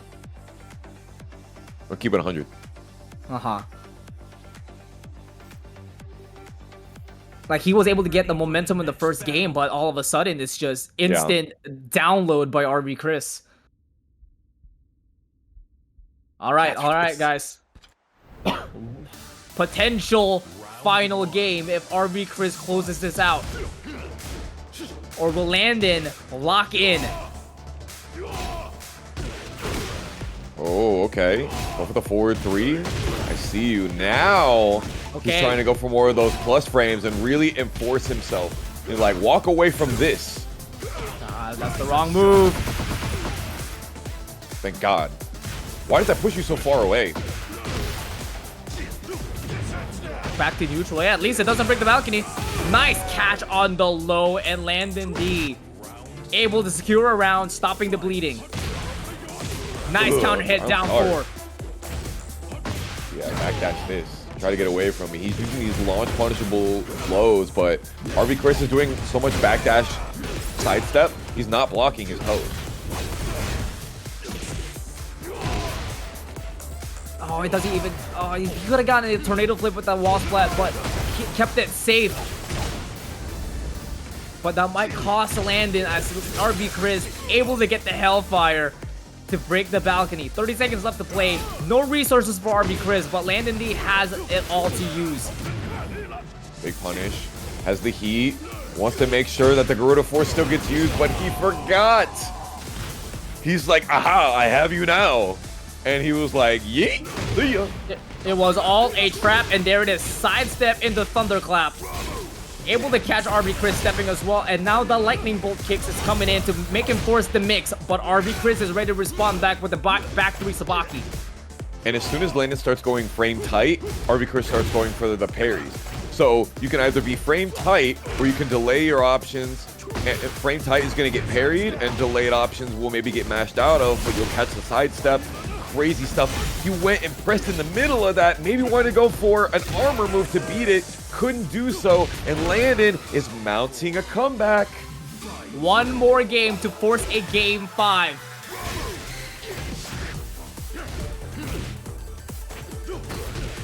Notice how much of a down jab that RBCris is using now. Just gotta be really careful though. Gets caught by the tracking, trying to step right again. And tries to get the huge call out on the low, but Landon able to catch him with the float, with the jab. And now RBCris back against the explosive ball, but he's able to block the incoming mix-up, denying the wall explosion. Ooh, no heat for either player. You just got the Garuda and the 2 stacks on the Zantetsuken counter. And Landon keep it together. He's leaving space, even though he's +6 on the Gale Force, the running 3. I do feel like that opener, that approach tool, that pressure tool is really getting in under RB-Chris's skin. What do you think, Spirit? I think he's starting to get a little bit flustered, especially when you notice that he was starting to down jab a little bit more. But Landon D is now realizing that there are moves in this move kit that have not been utilized a bit more, especially with a wall running 3 and getting those callouts with a down 4. Yeah, like we were talking about it earlier, running 3 as an approach tool, that just used to be Landon's bread and butter. That he was raised on Fahkumram running 3. So him seeing that is an effective pressure point for RB-Chris, I say step on it. Well, you know, he had an attempt, but what a great timing catch for RB-Chris, catching him in the air and immediately taking the floor away. Didn't get a huge amount of extra damage off of it because of the scaling, but definitely taking that away from Landon is a great option.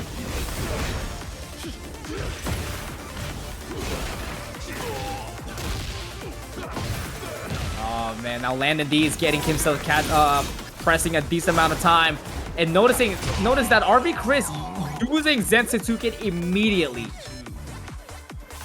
Yeah, he's already got 2.5 meters ready and locked and ready to go. And Landon is just not able to use the teep kick string at all. It just continues to get stepped. Well, running 3 is the pressure. Now the lightning bolts are incoming. But nicely done for RB-Chris to always getting the lows blocked.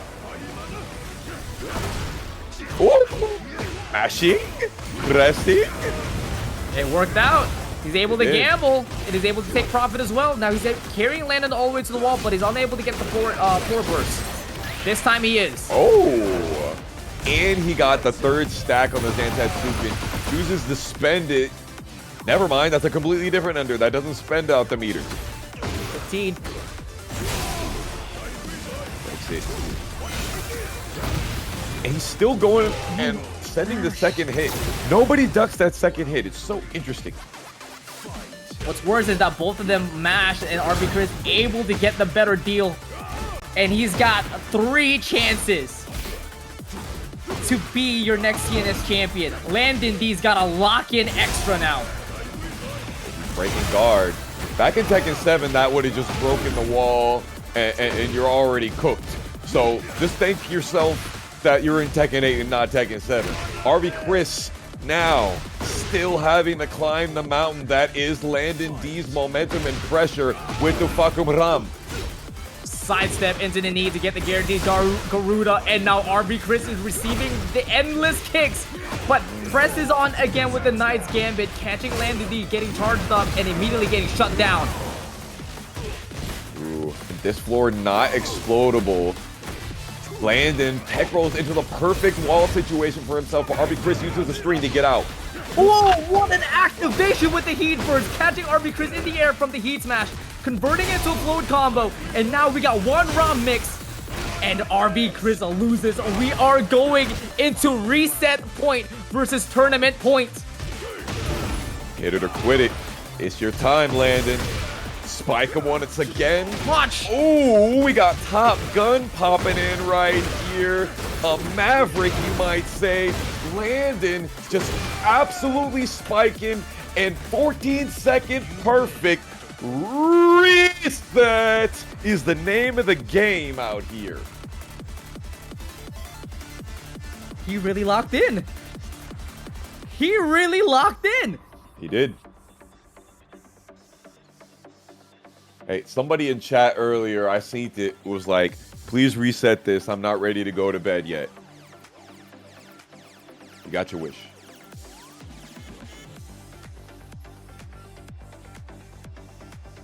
They really are fighting for that coveted Tampa Never Sleeps title. And they are absolutely going the distance. Remember, folks, it's not a sprint, it's a marathon. Back to game 0. We're back on the home field advantage. This is the first game of game 1. Basically all over again. What is this, deja vu? Definitely been here before. Deja vu.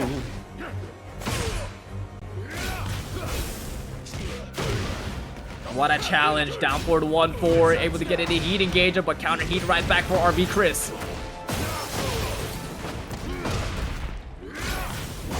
Dang, that running 2 goes so far. I will never stop being amazed by how far that hitbox goes.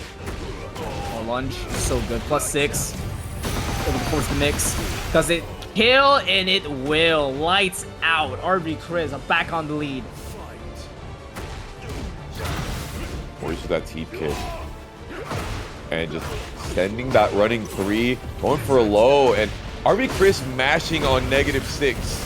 I guess he started to kind of get a feel for what Landon wants to do after blocking the Gale Force.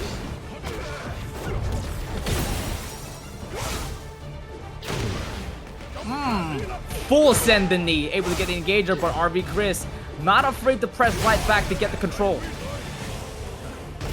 Ooh, I like it.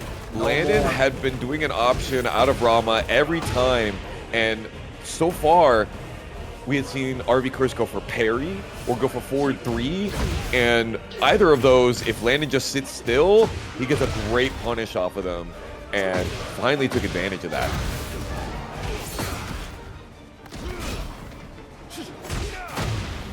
Now notice that time he actually sidestepped to the left to get that the heat engager. Changing up his directions now. But not that time though. Trying to step again to the right, gets caught with a down forward 1-4. And challenges again on the lightning bolts. He could go for an armor move, he could go for a parry. Chooses not to. He wanted to use his heat. Oh! The subtlety of the back 3, he could have got a big punish. But it doesn't even matter. Landon D able to get the lead right back. He's playing his timings perfectly now. We got 2 kaijus on the screen, and I'm not talking about in the background. 2 kaijus, 2 titans. Only one's gonna fall though.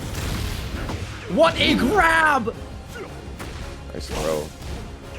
And the single jab now, Landon was doing a lot of the 1-2s and trying to go into the full jab string earlier and was getting caught by RB-Chris's sidestep rights a lot, and now just getting the teep kicks stepped constantly like always. Yeah, unfortunate for RB-Chris. He's able to get the Berserker follow-up, but it was back turn, so he's unable to get any follow-up afterwards. But 20 seconds left to play, and it doesn't even matter. RB-Chris pushes it into a final round for game 1. Continuing to run that sidestep right game. 4-3. Nicely done to block the down 3, but it doesn't even matter. Nicely done to retaliate with an engager. Both of them having heat. Who's gonna land? Land done. This one against the D.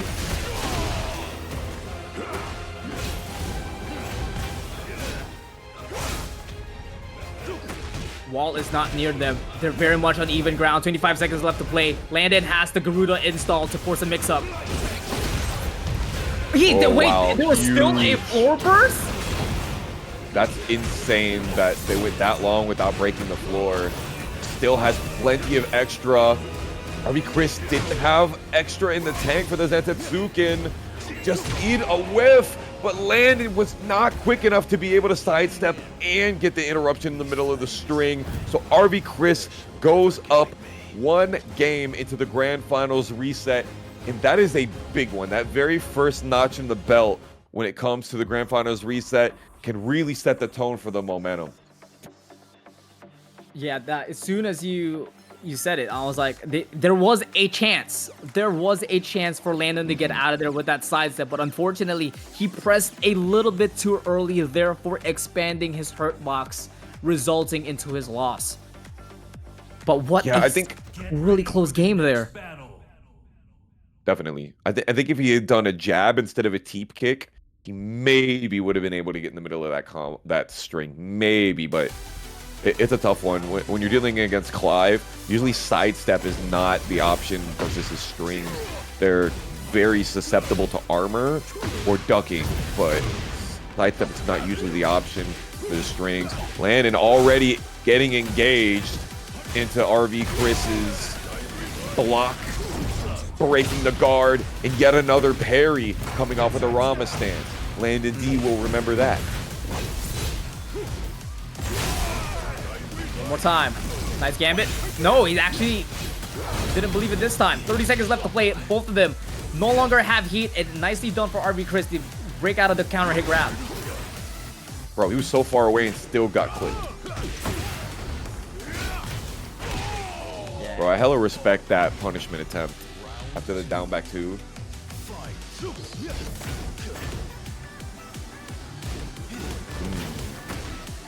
Cheeky, bringing in the full crouch mix now, bringing a little bit of tactics with Law. Yeah, I think he's trying to sort of like force a timing mix, force mix up of a different style, and just try and shake up his offense, shake up his approach, because RV Cris has been adapting so quickly. Stop, get down there. Nice activation for RV Cris, keeping Landon to the wall, and now there he is, using the sidestep right to escape out of there, and able to punish the forward 1+2 with the shield bash. Wow. Sending 4-4-1+2 right there is a crazy option. Big call out. Surely he was waiting for RV Cris to try to do some movement after his 1-2 and just try and see if he's going to press. But Landon is in some deep trouble here. Landon falling down as RV Cris looking super dominant in game 2, and that's the way to do it. RV Cris back on the lead with 2-0 on the grand finals reset. One more for RV Cris. I would just like to say, it has been 7 minutes since the grand finals reset. Those were some quick games. And 5 minutes was game 1. Yeah, that's right. That last game was like super duper quick. Now this is a tall mountain to climb, but this is a tall motherfucker right here with Fahkumram. he's got long legs, so he can get it done. I believe in it. I really want a Landon win because he has been second place so many times for TNS. It's not quite peeling early Tekken 8 stage, but like it's close. Bro, the last time on game 5, RV Cris starts off the same way, taking the first floor away from Landon. Deja vu all over the place. We went for the homing cancel. He's going deep into the move list now, man. He's pulling out every single thing he has in that bag. My jab's better. Gets the G-Clef counter hit. Goes for the full Cyclone, and another G-Clef for RV Cris. 2 more rounds. And what it confirmed with the side swipe. Dude, you have years to confirm that. The first lashing squall. He has not been using that one. And honestly, why would you with RV Cris stepping right so much on you, which is a weak side for it. And apparently back 3 is an Omni parry. It parries elbows and knees as well. Thank you very much. Sidewall. Back turn, able to get the full string with a little bit of spacing to activate heat as well.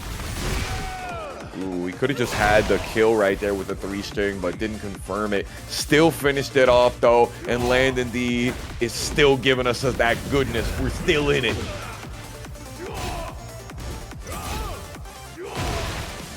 Oh, Gale Force, wall splat. Here comes the big damage for Landon D.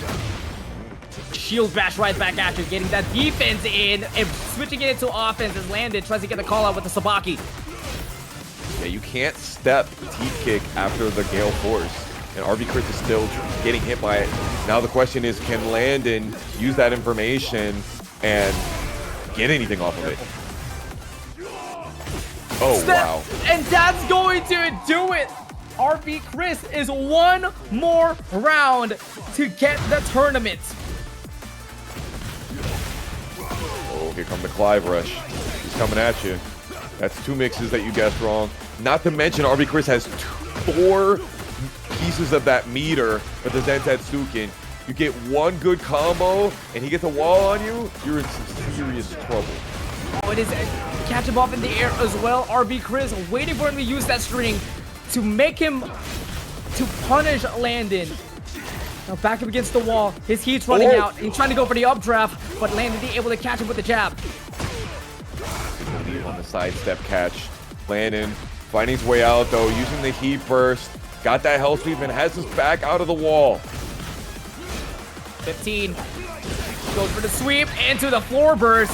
And RB_KRIZ gonna dish out a lot of damage. That's it, bro. 5 bars sends it to it, and that is going to do it. RB_KRIZ is your TNS champion for number 78, and congratulations to RB_KRIZ